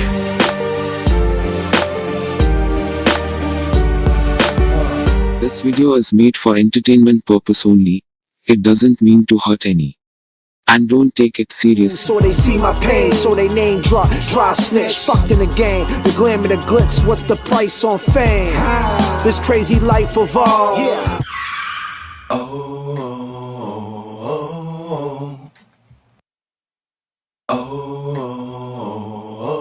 I'm running through the alley and in the alley. Hop at the second of sundown, no front from January on down to December. I'm loving the burst of the month. Wake up, wake up, wake up, it's wake up, wake up. Get up, get up, get up, cash your checks again.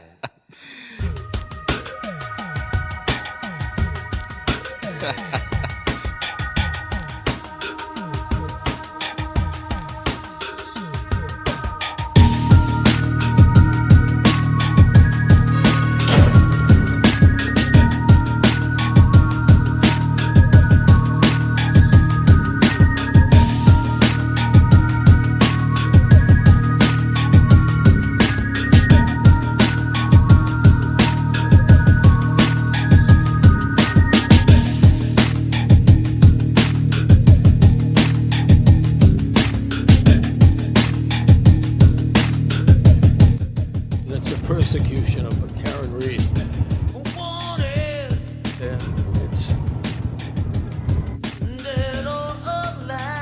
we remain hopeful.